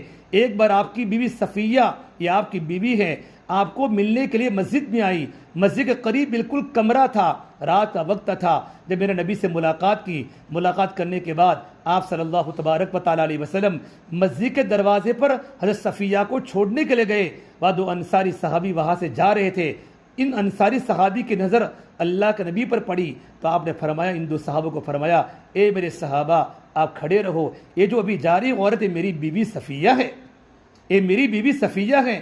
صحیح مسلم کی روایت، ان دو انصاری صحابی کی آنکھوں میں آنسو آ گئے کہ یا رسول اللہ صلی اللہ علیہ وسلم کہ ہم آپ کے بارے میں بدگمانی کریں گے؟ آپ نے کہا نہیں، تم میرے بارے میں بدگمانی نہیں کرو گے، لیکن شیطان تمہارے دلوں میں خون کی طرح تمہارے رگوں میں دوڑتا ہے کہ شیطان تم کو تمہارے نبی کے بارے میں بدگمان نہ کر ڈالے۔ میرے آقا صلی اللہ تبارک و تعالیٰ علیہ وسلم نے زندگی میں کتنا احتیاط کیا ہے۔ حضرت عمر فاروق رضی اللہ تعالیٰ ایک مرتبہ گھر کے دہلیز پر بیٹھے ہوئے ہیں، گھر کے دروازے پر بیٹھے ہوئے ہیں، ایک نوجوان صحابی فرماتے ہیں میں مدینہ منورہ میں تھا، میں ان کے گھر کے آگے سے گزرا، گرمی سخت پڑ رہی تھی، لوگ پسینے سے شرابور تھے، میں نے عمر بن الخطاب کو دیکھا کہ گھر کے آگے میں بیٹھے ہوئے ہیں۔ جب میں دوبارہ واپس آیا کچھ مدت کے بعد، امیر المومنین وہی بیٹھے ہوئے تھے، میں کہا امیر المومنین گھر میں بیٹھو، گرمی کتنی پڑ رہی ہے، گویا کہ آسمان انگارے برسا رہا ہے، عرب کی تپتی ہوئی زمین۔ حضرت عمر نے فرمایا اصل بات یہ ہے میں اس سے باہر بیٹھا ہوا ہوں، آج میری بیٹی حفصہ، اللہ کے نبی کی بیوی، میری بیٹی حفصہ میرے گھر پر آئی ہوئی ہے اور میرے گھر پر میری بیوی موجود نہیں ہے، میں نہیں چاہتا کہ میری بیٹی گھر میں اکیلے ہو اور میں اپنی بیٹی کے ساتھ اکیلا گھر میں بیٹھوں۔ یہ صحابہ نے کتنا خیر القرون کا زمانہ، لیکن زندگی میں کتنا احتیاط، کتنا تقوی۔ عائشہ جب وہاں پہنچی ہیں، منافقین میرے نبی کے دشمن تھے، اللہ کے دشمن، نبی کے دشمن، وہ موقع کی تلاش میں تھے، صحابہ کے دشمن تھے۔ انہوں نے خبر پھیلا دی، یہ لڑکی پیچھے کیوں رہ گئی؟ عائشہ پیچھے رہنا اس کی زندگی میں گندگی ہے اور ایک آدمی سے بچ نہیں سکی ہوگی۔ یہ جملہ کہا اور پورے قافلے میں بات پھیلا دی۔ جب یہ قافلہ مدینہ منورہ میں پہنچا ہے، ارے میرے بہنوں، حضرت عائشہ کتنی بڑی فضیلت والی عورت جس کی موجودگی میں قرآن اتر رہا ہو، میرے نبی اس کا نکاح اللہ تبارک و تعالیٰ کے منشے سے ہوا ہو، اللہ نے نکاح کی ترغیب دی ہو، ایسی پاک دامن عورت پر تہمت لگی ہے۔ حضرت عائشہ کو پتہ نہیں، مدینے کے گھر گھر میں یہ بات چالو ہو گئی۔ جب یہ بات چلتی ہے نا میری بہنوں، تو اچھے لوگ بھی ان کو ساتھ دیتے ہیں، رشتہ دار بھی ساتھ دینے والے ہوتے ہیں۔ صدیق اکبر کے رشتہ دار جو غریب تھے، جن پر صدیق اکبر کا ماہانہ خرچہ پہنچتا تھا، ماہانہ ان کے گھر پر پیسے پہنچتے تھے، یہ بھی ان کی باتوں میں آ کر حضرت عائشہ کے خلاف زبان درازی کرنے لگے، بکنے لگے۔ یہ بات پورے مدینے میں پھیل گئی۔ میرے آقا صلی اللہ تبارک و تعالی علیہ وسلم کو معلوم پڑا، اللہ کے نبی کو نہ کھانا اچھا لگتا ہے، نہ پانی اچھا لگتا ہے۔ آپ کے سر میں درد ہو گیا، ٹپ ٹپ آپ کے آنکھوں میں آنسو ہے۔ اتنے بڑے نبی کے گھر پر عزت کا مسئلہ آ گیا، مدینے کے گھر گھر میں باتیں چل لگی ہیں۔ جب کوئی بات چلتی ہے نا تو لوگوں کی زبانیں کھل جاتی ہیں۔ ایسے وقت میں سپورٹ کرنے والے بہت کم لوگ ہوتے ہیں۔ لیکن میری بہنوں، جب میرے آقا کو پتہ چلا، آپ کے آنکھوں میں آنسو ہیں، عائشہ کو پتہ نہیں۔ ایک بار عائشہ مدینہ منورہ کی ایک صحابیہ مستہ کے ساتھ قضاء حاجت سے فارغ ہونے کے لیے جنگل میں گئی۔ اس وقت مستہ کا پاؤں زمین میں تھوڑا گرا، یعنی زمین میں چلتے چلتے کو ٹھوکر لگی۔ تو مستہ نے اپنے بیٹے مستہ جو صحابی رسول ہے ان کو برا بھلا کہا۔ تو عائشہ نے فرمایا، مستہ اپنے بیٹے کی غیبت کرتی ہو، اپنے بیٹے کو برا بھلا کہتی ہو، تمہارے بیٹے صحابی رسول ہیں، بدری صحابی ہیں۔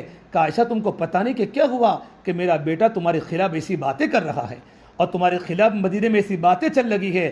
عائشہ فرماتی ہے، میں سفر کے بعد تمہیں بیمار تھی، یہ بات کے سننے کے بعد حضرت عائشہ بیمار ہو گئی، دبلی تھی، پتلی تھی، ہلکی تھی، بڑی عالمہ تھی۔ ہلکی کا مطلب کمزور تھی، بدن میں بالکل کمزور تھی، اتنی بڑی عالمہ بیمار تھی۔ گھر میں آنے کے بعد دیکھا گھر کا پورا منظر بدلا ہوا ہے۔ اللہ کے نبی کو سلام کیا تو آپ نے سلام کا جواب تو دیا، لیکن آپ نے اعراض کر لیا، آپ نے منہ پھیل لیا۔ عائشہ فرماتی ہے، جب میں حضور کو دیکھتی تو آپ اپنا چہرہ اپنا دوسری طرف پھیل لیتے۔ عائشہ فرماتی، جب میں نیچا دیکھتی تو آپ صلی اللہ تبارک و تعالی سے میری طرف دیکھتے تھے۔ میرا گھر کا پورا منظر بدل گیا، میرے نبی کا دیکھنا بدل گیا۔ میں سمجھ گئی میرے نبی پر اس کا بہت بڑا بوجھ ہے، آپ غمگین ہیں۔ میری بہنوں، جب بیٹی پر ایسے حالات آتے ہیں، اس وقت بیٹی کو اپنا ماں کا گھر ستاتا ہے کہ یا رسول اللہ، اگر آپ کی اجازت ہو تو میں اپنے میکے میں چلی جاؤں، اپنی ماں کے گھر چلی جاؤں۔ آپ نے اشارے سے ہاں کہا، اپنے میکے میں چلی جاؤ۔ جب کسی بچی پر حالات آتے ہیں، شوہر کی طرف ظلم ہوتا ہے، ساس کی طرف ظلم ہوتا ہے، اور خسر کی طرف سے اور دیور کی طرف سے جب بچی کو پریشان کیا جاتا ہے، گھر کی بہو کو ماں باپ یاد آتے ہیں، اور بچی روتی ہے، جب آٹا گوندتی ہیں تو آٹا گوندتے گوندتے اس کے گرم گرم آنسو پانی میں مل جاتے ہیں۔ جب اللہ کے نبی کی بیوی عائشہ جب اپنے میکے میں گئی ہیں اور گھر کا دروازہ کھولا ہے تو گھر کا تو عجیب ماحول تھا۔ صدیق اکبر رضی اللہ تعالیٰ عنہ بیٹھے بیٹھے قرآن پڑھ رہے ہیں اور ٹپ ٹپ آنکھوں سے آنسو گر رہے ہیں۔ رومان حضرت عائشہ کی والدہ گھر میں رو رہی ہے۔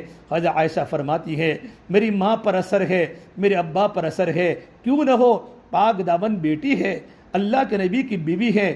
عائشہ فرماتی، میں نے سوچا کہ شوہر نے بھی اعراض کر لیا ہے، ماں باپ کے دل پر بھی غم ہے، میں اپنا دکھڑا کس کو سناؤں۔ میں گھر کے کونے میں جانے لگی تو میری ماں نے پوچھا، بیٹا کہاں جا رہی ہو؟ ماں سمجھا کہ میری بیٹی ٹینشن کے اندر کہیں کوئی غلط قدم نہ اٹھا لے کہ میں اپنے اللہ کے پاس جا رہی ہوں۔ میں نے گھر میں مصلی بچھایا اور مصلی بچھانے کے بعد میں نے رونا شروع کیا، اے پروردگار عالم، حضرت مریم پر جب تہمت لگی ہے میرے مولا تو نے ان کے بیٹے عیسیٰ کو زبان دی بچپن میں، اور اللہ تعالیٰ تو نے ان کی براءت کو ظاہر کیا ہے۔ یوسف علیہ السلام پر تہمت لگی ہے، گہوارے میں سونے والے بچے سے ان کی براءت کے بارے میں اور ان کی پاک دامنی کے بارے میں گواہی دی ہے۔ اے فریادوں کو سننے والے پروردگار، آج میرا کوئی نہیں ہے میرے مولا، اے دکھڑوں کو سننے والے، اے فریادوں کو سننے والے، اے اللہ میں کمزور بندی ہوں تیری، اے میرے مولا تو میری مدد فرما دے۔ یوں کر کے رونا شروع کیا، تڑپ رہی ہے۔ میرے آقا صلی اللہ تبارک و تعالیٰ علیہ وسلم مسجد نبی میں کچھ صحابہ کو جمع کر کے آپ پوچھ رہے ہیں، آپ کے دماغ پر اثر ہے۔ آپ نے کہا ابو بکر تو گھر میں قرآن پڑھ رہے تھے، کہا عمر بتاؤ تم کو اس کے بارے میں تمہاری کیا رائے ہے؟ حضرت عمر نے فرمایا یا رسول اللہ صلی اللہ علیہ وسلم، آپ کے بدن پر ناپاک مکھی نہیں بیٹھ سکتی، ناپاک مکھی بیٹھ نہیں سکتی۔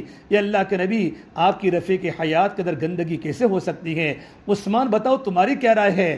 حضرت عثمان نے کہا یا رسول اللہ صلی اللہ علیہ وسلم، آپ کا سایہ زمین پر نہیں پڑتا کہ کسی انسان کا غلط قدم آپ کے سائے پر نہ پڑے۔ اے میرے آقا صلی اللہ علیہ وسلم، آپ کی رفیق حیات ایسی کیسے ہو سکتی ہے؟ علی تم بتاؤ تمہاری کیا رائے ہے؟ حضرت علی نے فرمایا یا رسول اللہ صلی اللہ علیہ وسلم، ایک مرتبہ آپ کے جوتے مبارک میں، نالے مبارک میں گندگی لگی ہوئی تھی، نجاست کا اثر تھا۔ جبرائیل آئے اور جبرائیل نے یوں کہا، اللہ فرماتے ہیں آپ کے جوتے میں نجاست لگی ہوئی ہے۔ یہ اللہ کے نبی، جوتوں پر نجاست تھی، اللہ نے آپ کو باخبر کر دیا، آپ کے رفیق حیات نجس کیسے ہو سکتی ہے؟ آپ کو تھوڑی تسلی ہوئی، لیکن دیکھا بھی اللہ کے نبی غمگین ہیں۔ فجعل نے فرمایا یا رسول اللہ، آپ ٹینشن کیوں لیتے ہو؟ آپ کے پاس عورتوں کی کون سی کمی ہے؟ آپ اس کو طلاق دے دو، عائشہ کو دوسری بیوی سے نکاح کر لو، اتنا بولنا تھا۔ حضرت عمر فاروق تلوار لے کر کھڑے ہو گئے، یا رسول اللہ آپ بتائیے یہ نکاح آپ نے خود کیا تھا یا اللہ نے کروایا تھا؟ تو آپ نے آسمان کے اشارہ کر کے فرمایا میرے اللہ کا حکم تھا۔ تو حضرت عمر نے فرمایا حضور اب میری تلوار منافقی کے درمیان کھلی رہے گی، میں ان کے سر کو اڑا دوں گا۔ آپ پھوٹ پھوٹ کر رونے لگے اور آپ اپنے زبان حال سے کہہ رہے تھے عمر تم نے میرے غم کو ہلکا کر دیا، تم نے میرے غم کو ہلکا کر دیا۔ پھر میرے آقا صلی اللہ تبارک و تعالیٰ علیہ وسلم اپنے سوسر کے گھر پر پہنچے ہیں، صدیق اکبر کے گھر پر پہنچے ہیں۔ گھر میں دیکھا صدیق اکبر بھی رو رہے ہیں، ام رومان رو رہی ہیں۔ ان دونوں کو دیکھا، پھر آپ نے کہا میری حمیرہ کہاں ہے؟ آپ نے عائشہ کا نام حمیرہ اپنام دیا تھا محبت میں، میری حمیرہ کہا گیا، میری حمیرہ، تو اشارہ کیا کہ مصلی پر بیٹھی بیٹھی رو رہی ہے۔ ام رومان نے کہا اے عائشہ حضور آئے ہیں۔ عائشہ فرماتی ہے میرے دل میں آیا میں حضور کے قدموں میں لپٹ جاؤں اور اپنی برات کی باتیں کروں کہ میں ایسی لگی ہوں، لیکن میرے دل میں خیال آیا نہیں اب تو سب کو چھوڑ دے، اللہ کے سامنے دکھڑے کو بیان کر۔ پھر میں اللہ کو دکھڑا بیان کرتی رہی، پھر حضور کے سامنے آ کر بیٹھ گئی تو آپ نے عجیب بات فرمائی میری عائشہ، اے میری عائشہ اللہ بڑا مغفرت کرنے والا رب ہے۔ عائشہ اگر تجھ سے غلطی ہو چکی ہو تو توبہ کر لے، پورے مدینے میں خبر یہ ہو رہی ہے اور میرے نبی کا برتاؤ عائشہ کے ساتھ کتنی محبت والا ہے، شفقت والا ہے۔ اے میری بیگم عائشہ اگر تم سے غلطی ہو چکی ہو اللہ بڑی توبہ کو قبول کرنے والا ہے، اللہ بڑا معاف کرنے والا ہے۔ عائشہ فرماتی ہے میں نے کہا یا رسول اللہ اگر میں اپنی برات کی بات کروں گا آپ میری باتوں کو نہیں مانو گے، آج میں وہی کہوں گی جو بات یعقوب علیہ السلام نے اللہ تعالیٰ کے سامنے کہی تھی، فصبر جمیل، میں تو اللہ کو اپنا دکھڑا سناؤں گی، انما اشکو بثی وحزنی الی اللہ، اتنا کہنا تھا میرے نبی رو پڑے۔ اللہ کے نبی سردی کا موسم تھا، آپ کی پیشانی پر پسینے آ گئے، آپ پر قرآن کی وحی اترنے لگی، آپ نے اوپر پردہ ڈال دیا۔ جب یہ قرآن کریم کی وحی اترنے لگی ابو بکر بھی رونے لگے، ام رومان بھی رونے لگی، کہیں میری عائشہ کے خلاف کوئی فیصلہ آسمان سے نہ اتر جاوے۔ جیسے کہ وحی پوری ہوئی آپ صلی اللہ تبارک و تعالیٰ علیہ وسلم چادر کو ہٹائی، آپ کا چہرہ انور ایسے ظاہر ہوا جیسے بادل میں سے سورج نمودار ہوتا ہے، آپ کا چہرہ چمکنے لگا۔ عائشہ خوشخبری ہو اللہ نے تمہاری برات کو نازل کر دیا ہے۔ اور میری بہنوں 17 آیات قرآن کریم کے نازل ہوئی ہے اور قرآن نے فیصلہ کر دیا الخبیثات للخبیثین والخبیثون للخبیثات والطیبات للطیبین والطیبون للطیبات اولئک مبرؤون مما یقولون لہم مغفرۃ ورزق کریم۔ گندی لڑکیاں گندے لڑکوں کو ملے گی اور گندے لڑکے گندی لڑکیوں کو ملے گی، اور پاک دامن بچیاں پاک دامن لڑکوں کو ملے گی، اور پاک دامن لڑکے پاک دامن لڑکیوں کو ملیں گے۔ یہ جتنی باتیں ہو رہی ہیں میری عائشہ اس سے بری ہیں۔ سبحانک ھذا بہتان عظیم، یہ بڑا بہتان ہے۔ حضرت عائشہ فرماتی ہے اتنی خوش ہو گئی، گھر والے اتنے خوش ہو گئے۔ عائشہ فرماتی تھی مجھے اتنا یقین نہیں تھا کہ میرے بارے میں قرآن کی آیت نازل ہوگی، میرے دل میں تھا کہ اللہ تبارک و تعالیٰ میرے محبوب کو خواب میں بتا لیں گے، لیکن قرآن میں اللہ نے میری عزت کی حفاظت فرما کر 17 آیات قرآن کریم کی میرے بارے میں نازل ہوئی ہے۔ میری بہنوں، اتنی چھوٹی غلطی کہ اللہ کے نبی صلی اللہ تبارک و تعالیٰ علیہ وسلم کو دوسری مرتبہ ہار کے گم ہونے پر ہار کو تلاش کرنے گئی، میرے نبی کو پوچھا نہیں، میں ابھی آ جاتی ہوں۔ اتنی چھوٹی غلطی پر ماں عائشہ پر اتنے حالات آئے گئے۔ اللہ چاہتا پہلے دن قرآن کریم کے وحی کو اتارتا، پورا مہینہ پورے مدینے میں باتیں چلی گئے، میرے نبی پر بھی غم، عائشہ پر غم، ان کے ماں باپ پر غم۔ ملا علی قاری رحمۃ اللہ علیہ اس واقعے کے بعد بیان فرماتے ہیں، مفسرین فرماتے ہیں کہ عورت کو اپنی پاک دامنی کی کتنی ضرورت ہے کہ اپنے گھر کو چھوڑنا ہو تو ماں باپ کے پوچھے بغیر گھر کو نہ چھوڑے اور اپنے شوہر کی اجازت کے بغیر گھر سے کبھی نہ نکلے۔ اس لیے میرے آقا صلی اللہ تبارک و تعالیٰ علیہ وسلم ایک مرتبہ صحابیات کو فرمایا بتاؤ عورت کی سب سے بڑی خوبی کیا ہے؟ عورت کی سب سے بڑی خوبی کیا ہے؟ تو آپ نے عورت کی 4 خوبیاں بتائی۔ صحیح بخاری کی حدیث ہے، عورت کی سب سے بڑی خوبی کہ جب شوہر کی نظر عورت پر پڑے نا تو شوہر عورت کو دیکھ کر خوش ہو جائے۔ اذا نظر سرت ہو، جب شوہر کی نظر عورت پر پڑے تو شوہر خوش ہو جاوے۔ خوش کب ہوگا؟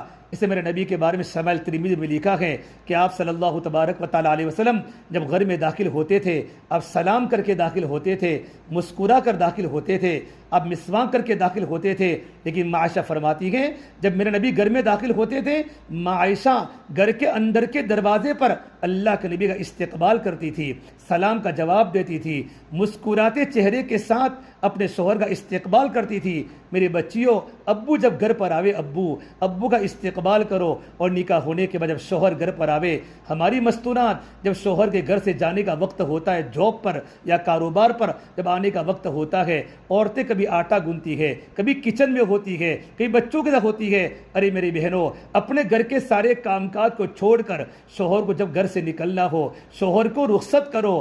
صحابیات اور ہمارے بزرگوں کے بارے میں لکھا ہے، ان کی مستونات جب شوہر گھر سے نکلتا تھا تو عورتیں دروازے پر کہتی تھی فی امان اللہ، اللہ آپ کو اپنے امان میں رکھے، اور ایک بات فرماتی اتق اللہ فینا، ہمارے بارے میں اللہ سے ضرور ڈرنا۔ آپ اللہ کے راستے میں آپ کمانے جا رہے ہو، روزی کی تلاش میں جا رہے ہو، اپنے بچوں کے لیے، اپنی بیوی کے لیے حلال لقمے کی تلاش میں جا رہے ہو، یہ بہت بڑی عبادت ہے، لیکن میرے شوہر ناپاک لقمہ گھروں میں مت لانا۔ ہم تو گھروں میں، ہم تو تمہاری بیویاں ہیں، ہم تو تمہاری پابند ہیں، یہ تمہارے بچے ہیں، ہم چٹنی روٹی کھا کر زندگی بسر کر لے گی، ہمارے بارے میں اللہ سے ڈرنا، گندا لقمہ ہمیں مت کھلانا۔ یہ صحابیات اور تابعات اور زمانے کی عورتیں یہ کہاں کرتی تھی، اور اللہ کی امان ان کو بیچتی تھی۔ جب واپسی کا وقت ہوتا تھا، اب میرے شوہر کے آنے کا وقت ہے، دروازے کے اندر کھڑی ہو جاتی تھی، مسکراتے چہرے کے ساتھ اپنے شوہر کا استقبال کرتی تھی اور اچھے انداز کے ساتھ گھر میں بٹھاتی تھی۔ سردی کا موسم ہو تو ٹھنڈا پانی، گرمی کا موسم ہو تو ٹھنڈا پانی، اور سردی کا موسم ہو تو سادہ پانی اپنے شوہر کو پلانا۔ اور کھانے کا وقت ہو، آپ بیٹھیے، میں گرم گرم روٹی بناتی ہوں، کھانا تیار ہے، کپڑوں کو چینج کرنا ہو تو کپڑے تیار ہے، اگر غسل کرنا ہو تو گرم پانی تیار ہے۔ ارے میری بہنوں، جب شوہر اس طریقے پر بیوی کا حسن سلوک دیکھے گی اور دیکھے گا اور بیوی کا رویہ دیکھے گا تو شوہر کے دل میں کتنی عورت کی محبت پیدا ہوگی۔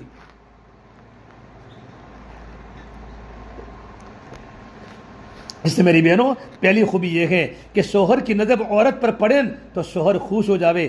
ایک بات حضرت عبد بن عباس نے لکھی ہے کہ مرد کا دل خوش کب ہوگا؟ اس وقت خوش ہوگا جب عورت بن سور کے شوہر کے سامنے آوے۔ ہم نے غیروں کے سامنے بن سورنا نہیں ہے، نہیں سورنا۔ اللہ ہماری حفاظت کرے، سادے کپڑے میں گھروں سے باہر نکلے، اپنے کپڑے چوڑے چاڑے ہو۔ یہ مستقل میں بیان میں آپ کے سامنے گزشتہ کر چکا ہوں، اپنے کپڑے سادہ ہو، اپنا بدن کا لباس بالکل چوڑا ہو، بدن کا اوبھار باہر نہ دکھے، لیکن شوہر کے سامنے جب آوے اپنے شوہر کی طرف دیکھ کر اچھے کپڑے پہننا اور بن سورنا، اپنے بال سورے ہوئے ہو، اپنا چہرہ بالکل صاف ہو کہ شوہر کی نظر پڑتے ہی شوہر کے دل میں عورت کی محبت پیدا ہو جائے، غیر عورتوں کی محبت شوہر کے دل سے نکل جاوے۔ ایک بات یہ فرمائی، نمبر دو میری بہنوں، فرما اللہ کے نبی صلی اللہ تبارک و تعالیٰ علیہ وسلم نے عورت کی دوسری خوبی کیا ہے کہ شوہر کی بات کی اطاعت کرے۔ ہمارا شوہر جن باتوں کا حکم کرے، عورت کی ذمہ داری شوہر کی بات کو ماننا، بچیوں کی ذمہ داری اپنے ماں باپ کی باتوں کو ماننا، ماں باپ کی اطاعت کرنا، شوہر کی اطاعت کرنا۔ اللہ کے نبی صلی اللہ تبارک و تعالیٰ علیہ وسلم نے عورتوں کو وصیت فرمائی ہے کہ اپنے شوہروں کی تابعداری کرو۔ میرے نبی نے فرمایا سدا کرنے کی اللہ کے سوا کسی کو اجازت نہیں ہے۔ اگر میں سدا کرنے کی اجازت دیتا تو میں عورتوں کو حکم کرتا کہ اپنے شوہروں کے سامنے سدا کرے۔ کتنی بڑی بات بتائی، شوہر کی باتوں کو ماننا۔ نمبر 3 بات فرمائی کہ شوہر کی غیر موجودگی میں اپنی عزت کی حفاظت کرنا، اپنی عزت کی حفاظت کرنا۔ آج بہنیں غیر محرم ہمارے گھروں میں آ رہے ہیں، چچا کے لڑکے سے بھی پردہ ہے، دیور سے بھی پردہ ہے، جیڑ سے بھی پردہ ہے، خالہ کے لڑکے سے بھی پردہ ہے، پھوپھی کے لڑکے سے بھی پردہ ہے۔ ایک صحابی نے پوچھا یا رسول اللہ صلی اللہ علیہ وسلم دیور سے بھی پردہ؟ ہم تو جوائنٹ فیملی میں رہتے ہیں۔ تو میرے نبی نے فرمایا دیور تو موت ہے، الحم الموت، مشکات ثانی کی حدیث ہے، دیور تو موت ہے۔ جتنا دیور گناہوں میں پھنس سکتا ہے اتنا غیر محرم گناہوں میں پھنس نہیں سکتا کہ دیور 24 گھنٹے اپنی بھابھی کے ساتھ گھر میں ہی رہتا ہے۔ اس سے میری بہنوں، شوہر کی غیر موجودگی میں اپنی عزت کی حفاظت کرنا۔ اور چوتھی بات فرمائی کہ شوہر کی غیر موجودگی میں شوہر کے مال کی حفاظت کرنا۔ شوہر کے پوچھے بغیر مال میں خیانت نہ کرے۔ اپنے پیئر میں، رشتہ داروں میں شوہر کے مال کو دینا، آٹا دے دینا، چاول دے دینا، بالکل دیوے، شوہر کو پوچھ کر دیوے۔ اپنے ماں باپ کو دینا ہے، یہ شوہر کے پسینے کی کمائی ہے، یہ شوہر کے کمایا ہوا پیسہ ہے۔ اگر اپنی بہن کو دینا ہو اور اپنے ماں باپ کو دینا ہو، رشتہ داروں میں دینا ہو، شوہر کو پوچھ کر دیوے۔ شوہر کے سامنے دینے کے فضائل سناوے، رشتہ داروں پر خرچ کرنے کے فضائل سناوے۔ لیکن جب شوہر اپنے رشتہ داروں پر خرچ کرے، اس وقت بھی اپنا منہ کالا نہ کرے، اپنے منہ کو خراب نہ کرے، اپنے موڈ کو خراب نہ کرے۔ اپنی بہن کو دے رہا ہے، اپنی پھوپھی کو دے رہا ہے، اپنی چاچی کو دے رہا ہے، اپنی دادی کو دے رہا ہے، ماں باپ پر خرچ کر رہا ہے۔ خوش ہو جاوے، تمہارے ماں باپ میرے ماں باپ ہے اور میرے ماں باپ تمہارے ماں باپ ہے۔ اسے میری بہنوں، زندگی کو صحیح گزارنا ہے۔ اللہ کے نبی صلی اللہ تبارک و تعالیٰ علیہ وسلم نے عورتوں کو زندگی گزارنے کی ترتیب بنائی۔ ہمارے نمونہ دنیا کی مرد عورتیں نہیں ہیں، نمونہ اللہ کے نبی کے ازواج مطہرات ہے، حضرت عائشہ صدیقہ ہے، حضرت خدیجہ الکبریٰ ہے، اللہ کے نبی کی بیٹیاں ہیں۔ ہم اللہ کے نبی کی بیٹیوں کی زندگی کو پڑھیں۔ ایک مرتبہ آپ صلی اللہ تبارک و تعالیٰ علیہ وسلم نماز پڑھ رہے تھے، آپ کی چھوٹی سی بیٹی فاطمہ حضور کے پاس آئی، یا رسول اللہ صلی اللہ علیہ وسلم میرے گھر میں بہت تنگی ہے، آپ اللہ سے دعا کیجئے، اللہ میرے گھر کی تنگی کو دور کرے۔ تو میرے نبی نے کہا میری بیٹی فاطمہ، میں ابھی اللہ سے دعا کروں گا، پروردگار عالم تیرے گھر کی تنگی کو دور کرے گا۔ لیکن میری بیٹی سن، جب گھر میں تنگی دور ہو جائے گی، جب گھر میں اللہ تعالیٰ وسعت دے دے گا تو تیرے دل میں آخرت کا فکر کم ہو جائے گا، میری بیٹی تیرے دل میں دنیا کی محبت پیدا ہو جائے گی۔ حضرت فاطمہ رونے لگی کہ اللہ کے نبی میں آئندہ کبھی دنیا کا سوال نہیں کروں گا، مصلی پر تڑپنے لگی، اللہ کے نبی کے پاس بیٹھ کر رونے لگی۔ چھوٹی سی بچی تھی۔ میری بہنوں، میرے آقا صلی اللہ تبارک و تعالیٰ علیہ وسلم نے اپنی بیٹی فاطمہ کی کیا تربیت کی ہے۔ ایک مرتبہ آپ صلی اللہ تبارک و تعالیٰ علیہ وسلم، نسائی شریف کی روایت ہے، سوید بن غفلہ راوی فرماتے ہیں، ایک مرتبہ حضرت علی نے کہا فاطمہ گھر میں بہت تنگی ہے، گھر میں بہت تنگی ہے، آپ اللہ کے نبی کے پاس جاؤ اور آپ صلی اللہ تبارک و تعالیٰ علیہ وسلم کچھ دیوے تو لے کر آؤ، ہمارے بیٹے بھی بھوکے ہیں۔ حضرت فاطمہ جب حضور کے پاس پہنچی ہیں، آپ صلی اللہ تبارک و تعالیٰ علیہ وسلم کے پاس ایمن بیٹھی ہوئی تھی۔ ایمن، میرے نبی نے فرمایا اگر جنت کی عورتوں کی سردار دیکھنا ہو تو ایمن کو دیکھ لے۔ اتنی نیک عورت، ایک مرتبہ ایک مکہ المکرمہ سے ہجرت کر کے جب ایمن مدینہ منورہ گئی ہے، راستے میں مدینہ منورہ کے راستے میں مقام منصرف پر پہنچی، روزے کی حالت میں تھی، پانی کا نام و نشان نہیں تھا۔ اللہ سے دعا فرمائی، اے میرے مولا، تیرے دین کی نسبت پر میں مکہ چھوڑ کے مدینہ منورہ جا رہی ہوں، پروردگار عالم روزے کی حالت میں ہوں، میرے پاس پانی نہیں ہے، لیست معہا ماء، ان کے ساتھ پانی نہیں تھا، اللہ تو مجھے پانی پلا دے۔ صحیح روایت میں ہے اللہ نے آسمان سے ڈول اتارا، ڈول میں بالکل صاف شفاف پانی تھا۔ حضرت ایمن نے پانی کو پیا، اپنے برتنوں کو بھر لیا۔ ایمن فرماتی ہے کہ جنت کے پانی کے پینے کے بعد میں گرمی کے موسم کے روزے رکھا کرتی تھی، مجھے کبھی پیاس نہیں لگی۔ ایمن اللہ کے نبی کے پاس بیٹھی ہوئی تھی، آپ نے فرمایا ام ایمن یہ تو فاطمہ کے کھٹکھٹانے کی آواز ہے، اور میری بیٹی فاطمہ ایسے وقت میں کبھی نہیں آتی۔ جسے دروازہ کھولا، حضرت فاطمہ کا چہرہ اترا ہوا تھا۔ میرے نبی کی لاڈلی بیٹی ہے، جنت کی عورتوں کی سردار ہے۔ آپ نے کہا بیٹا تیرا چہرہ کیوں اترا ہوا ہے؟ کہ اللہ کے نبی صلی اللہ علیہ وسلم میرے پیارے ابا، گھر میں کھانے کا فاقہ ہے، حسن حسین بھی بھوکے ہیں، علی بھوکے ہیں، کچھ مدد کے لیے آئی ہو اللہ کے نبی، کچھ ہیلپ کے لیے آئی ہو۔ اور ایک بات یہ فرمائی، یہ اللہ کے نبی فرشتوں کا کھانا سبحان اللہ ہے، فرشتوں کا کھانا تو الحمدللہ ہے، فرشتوں کا کھانا لا الہ الا اللہ ہے، ہمارا کھانا کیا ہے؟ اللہ کے نبی اپنی بیٹی کی منشا کو سمجھ گئے تو میرے نبی نے فرمایا میری بیٹی فاطمہ 30 دن ہو چکے ہیں، میری بیٹی میرے گھر میں چولہا نہیں جلا، میری 9 کی 9 بیویاں بھوکی ہے میری بیٹی فاطمہ، اگر تم کہو تو میرے پاس بکریاں آئی ہوئی ہے، میں آپ کو 5 بکریاں دے دوں، میں آپ کو 5 کلمات سکھا دوں، ان کلمات کو پڑھ کر تم اللہ سے دعا کرو گی، اللہ تمہارا انتظام کرے گا۔ حضرت فاطمہ سمجھ گئی کہ میرے ابا صلی اللہ تبارک و تعالیٰ علیہ وسلم مجھے صبر سکھا رہے ہیں، اللہ سے لینے کا طریقہ سکھا رہے ہیں۔ فاطمہ نے کہا یا رسول اللہ مجھے 5 بکریاں نہیں چاہیے، مجھے 5 کلمات دے دو۔ آپ نے کہا میری بیٹی فاطمہ پڑھا کرو یا اول الاولین یا آخر الآخرین یا راحب المساکین یا ذی القوۃ المتین یا ارحم الراحمین، یہ 5 کلمات پڑھ کر اللہ سے دعا کرو، پروردگار عالم کا قرب ملے گا، اللہ تمہارے مسائل کو حل کرے گا۔ حضرت فاطمہ پیٹ چمٹا ہوا ہے، چہرہ اترا ہوا ہے، چہرے پر بھوک کے آثار ہے، گھر پر پہنچی ہے، علی خوش تھے، حسن حسین خوش تھے، امی کچھ لے کر آئے گی، بیوی کچھ لے کر آئے گی۔ جب گھر پر پہنچی حضرت علی نے فرمایا فاطمہ کیا لے کر آئی ہو؟ تمہارے پاس کچھ نہیں ہے۔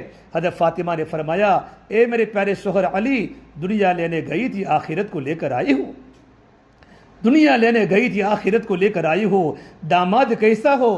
حضرت علی نے فرمایا میری بیوی فاطمہ آج کا دن تیری زندگی کا سب سے قیمتی دن ہے، سب سے قیمتی دن ہے۔ ایک مرتبہ صحیح شمائل ترمذی روایت لکھی ہے، حضرت علی رضی اللہ تعالیٰ عنہ حضرت فاطمہ کو فرمایا فاطمہ تم گھر میں اکیلی کام کرتے ہو، چاروں طرف تم کو جانا پڑتا ہے، مشق بھر کے پانی لانا پڑتا ہے، تمہارے کمر پر نشانات پڑ گئے ہیں، اور کنویں سے پانی نکالتے نکالتے مجھے پیٹ میں مجھے سینے میں درد ہو رہا ہے۔ فاطمہ اللہ کے نبی کے پاس غلام آئے ہوئے ہیں، باندیا آئی ہوئی ہے، تم جا کر غلام کا سوال کرو، باندی کا سوال کرو، تھوڑا ہمارے کام میں ہیلپ ہو جائے گی، ہمارے کام میں تعاون ہو جائے گا۔ حضرت فاطمہ جب اللہ کے نبی کے پاس پہنچی ہے، آپ صلی اللہ تبارک و تعالی سے بیٹھے ہوئے تھے، حضرت فاطمہ وہاں جا کر بول نہ سکی، میرے نبی کے رعب کو دیکھا، زبان سے بات نہ نکل سکی۔ حضرت فاطمہ واپس آئی، علی میں تو بول نہیں سکی، پھر دونوں میاں بیوی اللہ کے نبی کے پاس پہنچے کہ یا رسول اللہ صلی اللہ علیہ وسلم آپ کی بیٹی فاطمہ مشق اٹھاتے اٹھاتے آپ کے بدن پر نشانات پڑ چکے ہیں، آپ کے ہاتھ کمزور ہو چکے ہیں، اور کنویں سے پانی نکالتے نکالتے میرے سینے میں تکلیف ہو گئی ہے، یا رسول اللہ بچے بھی بھوکے ہیں، گھر میں حالات ہے، آپ کے پاس غلام آئے ہوئے ہیں، آپ کے باندی آئی ہوئی ہے، کوئی غلام ہمیں دے دو۔ میرے آقا صلی اللہ تبارک و تعالی علیہ وسلم اتنی لاڈلی بیٹی، آپ فرماتے تھے فاطمہ تو بضعۃ منی، کہ فاطمہ تو میرے جگر کا ٹکڑا ہے، جس نے میری بیٹی فاطمہ سے محبت کی اس نے مجھ سے محبت کی، جس نے مجھ سے محبت کی وہ میرے ساتھ جنت میں داخل ہوگا۔ اتنی پیاری بیٹی فاطمہ، اب سفر میں جاتے سب سے آخر میں اپنی بیٹی فاطمہ کو ملتے تھے، اور جب سفر سے واپس آتے سب سے پہلے اپنی بیٹی فاطمہ کو ملتے تھے، اتنی لختے جگر۔ آپ نے کہا اے میری بیٹی فاطمہ تو کیسی بات کرتی ہے؟ اصحاب صفہ مدرسے میں پڑھنے والے صحابہ کرام بھوکے ہیں، بھوک سے بیتاب ہے، مدینے میں بہت سارے بچے یتیم ہیں، صحابہ اللہ کے راستے میں شہید ہو چکے ہیں، ان کے بچے یتیم ہیں، کتنی مدینہ منورہ میں بیوہ ہے۔ اے میری بیٹی فاطمہ میں ان غلاموں کو بیچوں گا، اور بیچنے کے بعد جو رقم آئے گی میں اصحاب صفہ پر خرچ کروں گا، مدینے کے یتیموں پر خرچ کروں گا، غریبوں پر خرچ کروں گا۔ بیٹی میں تجھے ایک غلام دے نہیں سکتا۔ حضرت فاطمہ واپس چلی گئی۔ ارے میری بہنوں، اتنا بڑا مشفق باپ، نبیوں کا سردار اپنی بیٹی کو اللہ سے لینے کا طریقہ سکھا رہی ہے، بیٹی خود کام کرو، بیٹی تم خود کام کرو۔ پھر میرے آقا صلی اللہ تبارک و تعالی علیہ وسلم عشاء کی نماز کے بعد اپنی بیٹی کے گھر پر پہنچے تو حضرت علی اور فاطمہ دونوں گھر میں سوئے ہوئے تھے، ایک کمبل تھا، اگر چہرہ چھپاتے پیر کھل جاتے تھے، پیر چھپاتے چہرہ کھل جاتا تھا۔ جیسے اللہ کے نبی گھر میں داخل ہوئے، دونوں میاں بھی اڑ گئے، اور آپ نے کہا میری بیٹی فاطمہ تو صبر کرنا بیٹی، میں تجھے غلام دے نہیں سکتا بیٹی، لیکن بیٹی میں ایک عمل لے کر کر آیا ہوں تو ہر فرض نماز کے بعد 10 مرتبہ سبحان اللہ پڑھا کر، الحمدللہ پڑھا کر، اللہ اکبر پڑھا کر، اور رات کو سوتے وقت تسبیح فاطمہ پڑھا کر 33 مرتبہ سبحان اللہ، 33 مرتبہ الحمدللہ اور 34 مرتبہ اللہ اکبر، میری بیٹی فاطمہ اللہ روزی کا انتظام بھی کرے گا، اللہ تیری تھکن کو بھی دور کرے گا۔ حضرت علی فرماتے ہیں میرے آقا صلی اللہ تبارک و تعالی علیہ وسلم سننے کے بعد موت تک میری کبھی تسبیح فاطمہ نہیں چھوٹی۔ میری بہنوں، میرے ذہن میں بہت سارے واقعات حضرت فاطمہ کے آ رہے ہیں، وقت لمبا ہو چکا ہے، ہم اپنے نمونہ حضرت فاطمہ کو بناوے، حضرت عائشہ کو بناوے۔ ایک بار حضرت عائشہ بہت بھوکی تھی، میرا نبی بہت بھوکے تھے، کسی نے 9 اور ایک روایت میں 11 کھجوریں حضرت عائشہ کو دی۔ حضرت عائشہ بھوک کی حالت میں ہے، کھجوریں گھر میں رکھ لی۔ جب اللہ کے نبی آئے تو آپ صلی اللہ تبارک و تعالی علیہ وسلم کو وہ کھجوریں عطا فرما دی۔ آپ نے فرمایا عائشہ تم نے کھجوریں کھائی؟ کہا حضور مجھے کھجوریں نہیں کھانی، آپ تناول فرما لے۔ جب میرے آقا صلی اللہ تبارک و تعالی وسلم نے کھجوریں کھا لی، آپ بہت بھوکے تھے، آپ نے دعا فرمائی اے پروردگار عالم میری عائشہ کے صبر میں برکت عطا فرما دے، میرے عائشہ کو صابرہ بنا دے۔ تو حضرت عائشہ نے کہا یا رسول اللہ میں بھوک کو برداشت کر لوں گی، آپ اللہ سے صرف دعا کرو کہ پروردگار عالم جنت میں مجھے آپ کی رفیقہ بنا دے، آپ کی بیوی بنا دے۔ تو میرے نبی نے فرمایا عائشہ اگر جنت میں اگر تم میری بیوی بننا چاہتے ہو تو آپ کو صابرہ بننا پڑے گا، آپ کو زاہدہ بننا پڑے گا۔ اے میری بیگم فاطمہ گھر میں کبھی پیسے کو جمع مت کرنا، میری بیگم عائشہ تم کو ضرورت ہو اتنا ضرورت میں استعمال کرنا، باقی اللہ کے راستے میں لوٹا دینا۔ عائشہ فرماتی ہیں کہ دنیا سے جانے تک میں نے اللہ کے نبی کی وصیت پر عمل کیا ہے۔ ایک مرتبہ 1,00,000 درہم کسی نے عائشہ کو ہدیے میں بھیجا۔ عائشہ رضی اللہ عنہا نے صبح فجر کے بعد آئے تھے، ظہر کے پہلے مدینہ منورہ کے غریبوں پر، یتیموں پر اور بیواؤں پر 1,00,000 درہم تقسیم کر دیے۔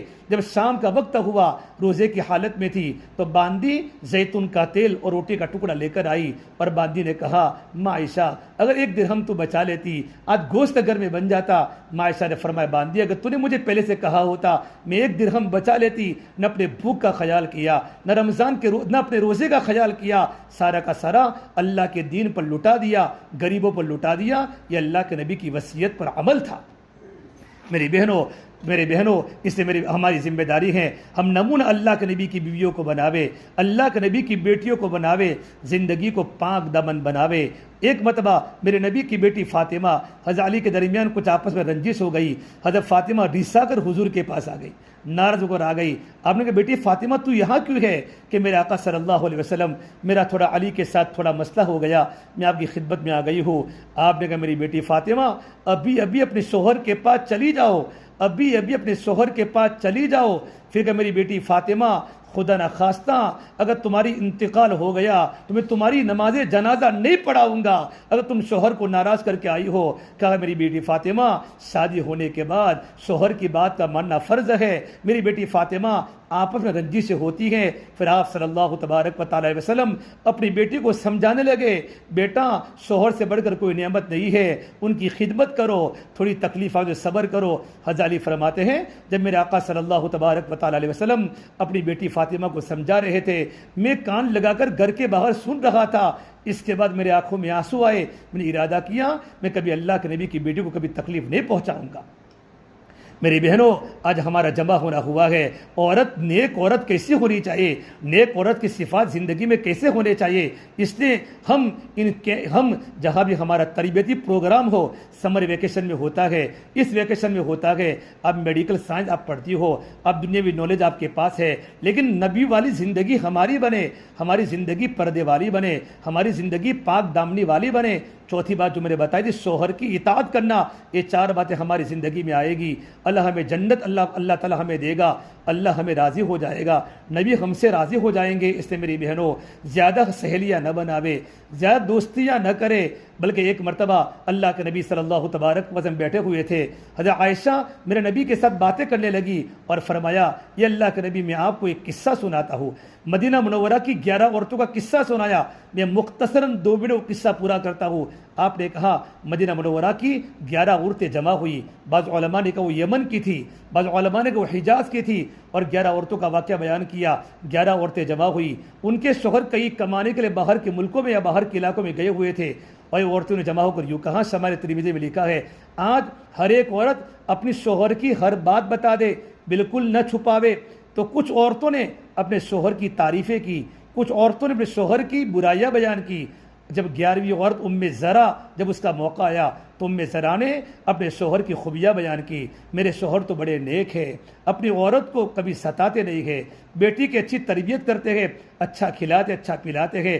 اتنی تعریف کی. لیکن ابو زرع نے ایک مرتبہ, میرا شوہر ابو زرع ایک بار گلی میں جا رہا تھا, ایک عورت اپنے بچوں کو لے کر جا رہی تھی, اس نے غلط نگاہ سے اس عورت کو دیکھ لیا اور اسے نکاح کر کے مجھے طلاق دے دی.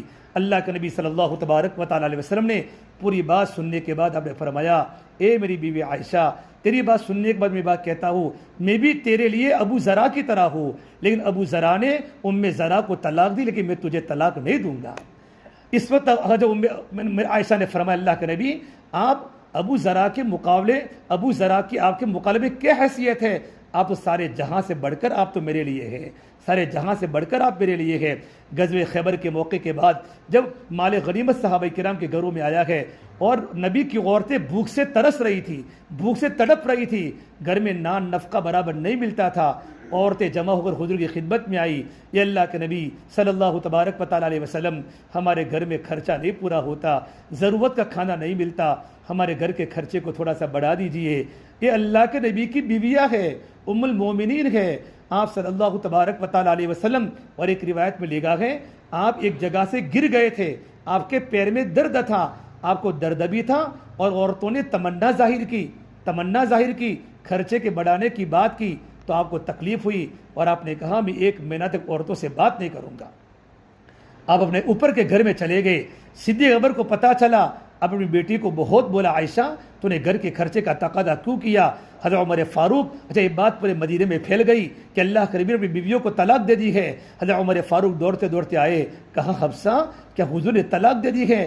حضرت حفصہ کو پتہ نہیں تھا, حضرت حفصہ رو رہی تھی. حضرت حفصہ کو بہت ڈانٹا, میری بیٹی, میں نے بار بار کہا ہے اللہ کے نبی کو ابھی پریشان مت کرنا, بیٹی زندگی صبر سے گزار دینا.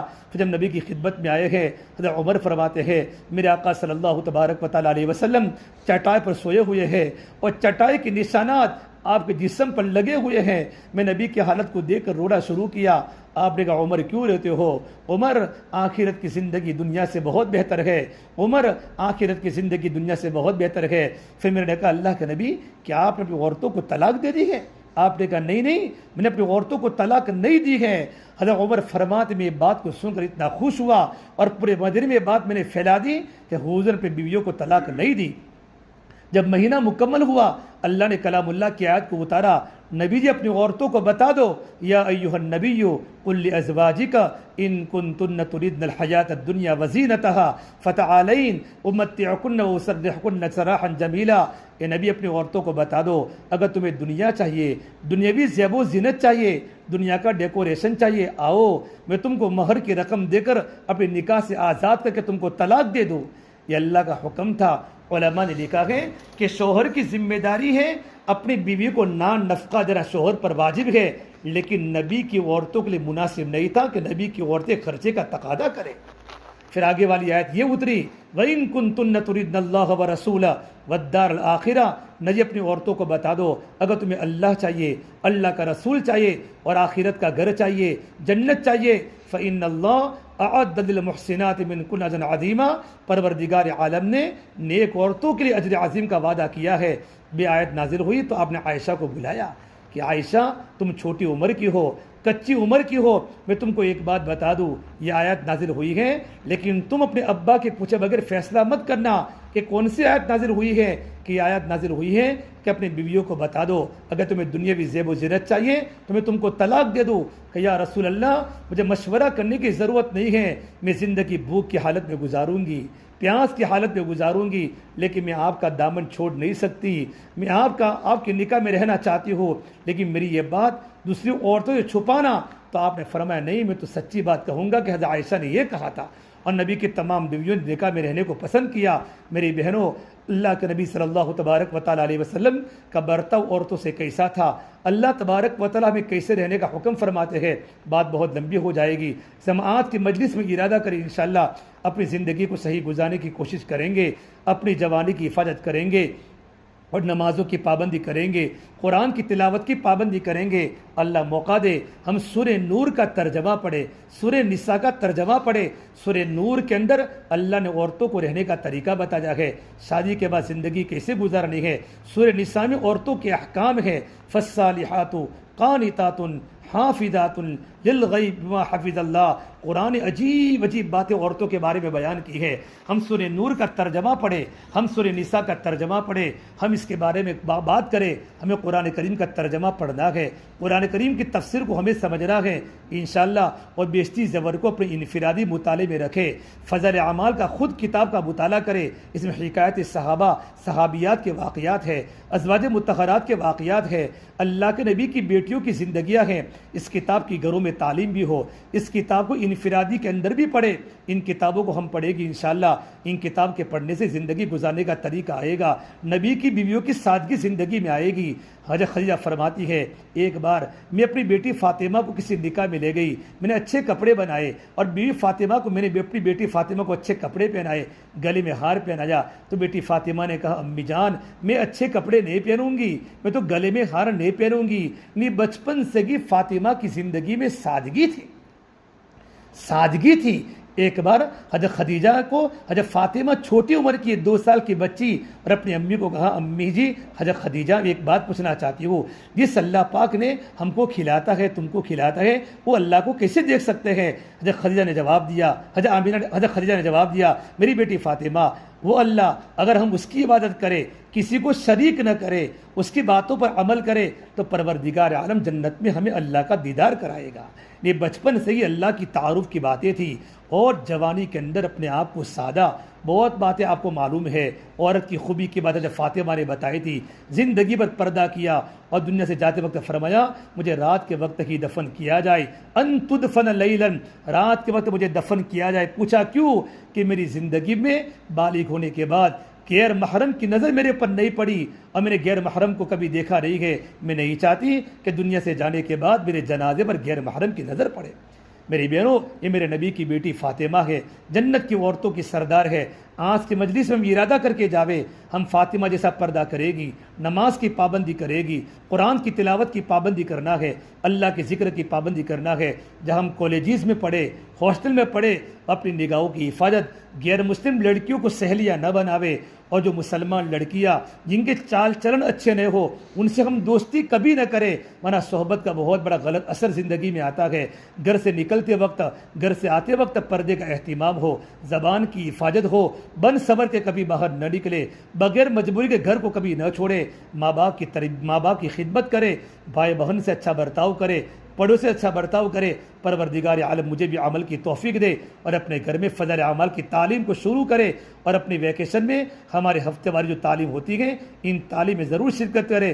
ان تعلیم کے برکت سے انشاءاللہ ہماری تربیت ہوگی، ہمارا مزاج دین والا بنے گا، ہمارا دل دین کی طرف مائل ہوگا، پردے کی طرف مائل ہوگا۔ صحابہ کے واقعات کو سن کر اللہ مجھے بھی عمل کی توفیق دے، اللہ آپ کو بھی عمل کی توفیق دے، اللہ اس مدرسے کو خوب ترقی عطا فرماوے، اللہ ہماری تربیتی جو کیمپ ہو رہا ہے خوب برکت دے، اور ارادہ کر کے یہاں سے جا رہا ہے انشاءاللہ وہاں واپس جانے کے بعد جب گھر پر جاؤ آپ کی زندگی کو دیکھ کر آپ کی سہیلیاں اصل لینے والی بنے۔ جو کوئی بہن گئی تھی اس کا پردہ دیکھو، اس کے اخلاق دیکھو، اس کا کلچر بدل گیا، اس کا بولنا بدل گیا، اس کے چہرے پر مسکراہٹ آ گئی اور غیر محرم سے باتیں کرنا اس سے بند کر لیا۔ ہمارے اخلاق کو دے کر، ہماری عبادات کو دے کر ہمارے گھر کے بچوں پر اور ہمارے گھر کے ماں باپ پر، ہماری سہیلیوں پر اثر ہونا چاہیے۔ یہ زندگی کو چین کر کے یہاں سے جانا ہے، اور روزانہ دعاؤں کا اہتمام کرے۔ دعا کرنا بہت بڑی عبادت ہے، دعا تو ایمان والے کے لیے غذا کی حیثیت دیتا ہے۔ میں بھی دعا کروں گا، آپ بھی دعا کریں گے، اللہ تبارک و تعالیٰ تمام مومن لڑکیوں کی عزتوں کی حفاظت کرے، اللہ ہمیں دین کا پابند بناوے، اللہ تبارک و تعالیٰ کہنے سے زیادہ ہمیں عمل کرنے کی توفیق عطا فرماوے۔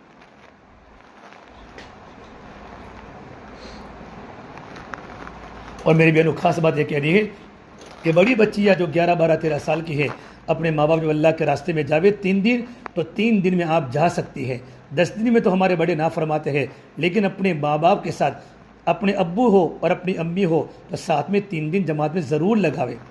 ویکیشن کے زمانے میں لگائے گے انشاءاللہ تو اللہ کے راستے میں اگر آپ کے 3 دن لگیں گے تو 3 دن میں جو اعمال ہوتے رہیں گے ان اعمال کی برکت سے ہماری زندگی پر بہت بڑا اثر ہوگا۔ اللہ ہمیں عمل کی توفیق دے۔ اللہم لک الحمد کلہ ولک الشکر کلہ ولک الخیر کلہ والیہ یرجع الامر کلہ۔ اللہم صل علی سیدنا محمد وعلی آل سیدنا محمد وبارک وسلم۔ ربنا ظلمنا انفسنا وان لم تغفر لنا وترحمنا لنکونن من الخاسرین۔ لا الہ الا انت سبحانک انی کنت من الظالمین۔ میرے مولا ہم گنہگار ہیں، ہم خطا کار ہیں، ہم قصوروار ہیں، ہم مجرم ہیں، پروردگار عالم ہمیں معاف فرما دے، پوری امت کو معاف فرما دے۔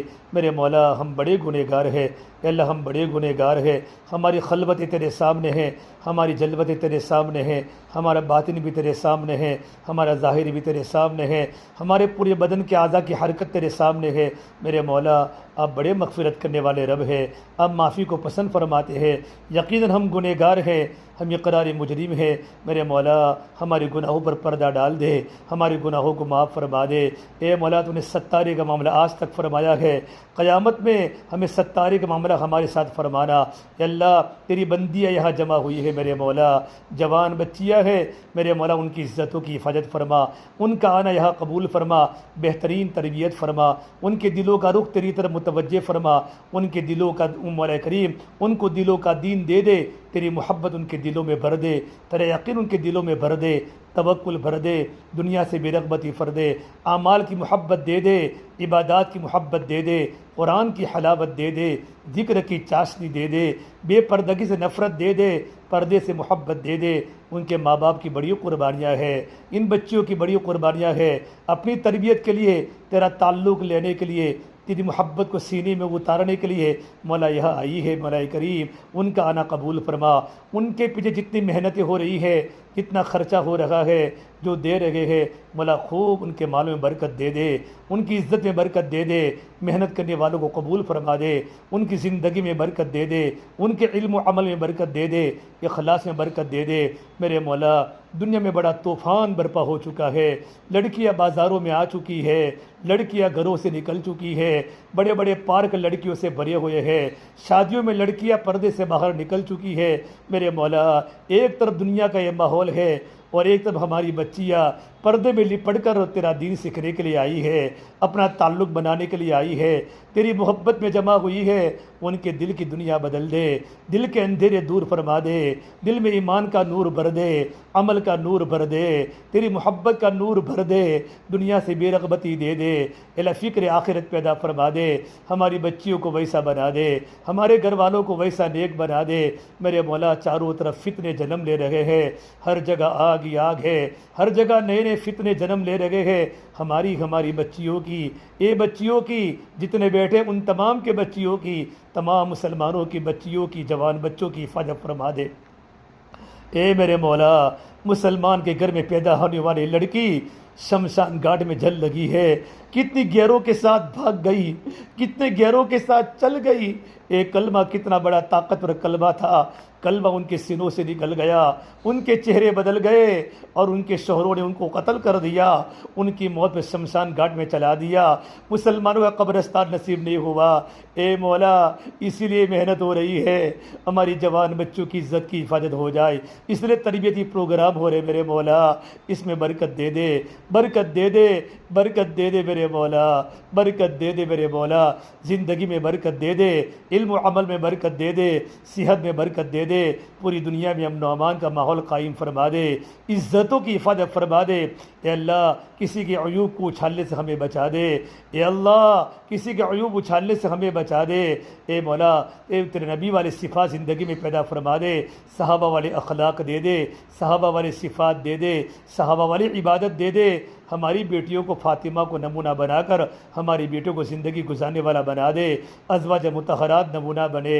اللہ تیرے نبی کی بیٹی فاطمہ تو نے کیسی بنائی تھی، 24 سال کی عمر میں تیری پیاری ہو گئی، قبر کے حوالے ہو گئی۔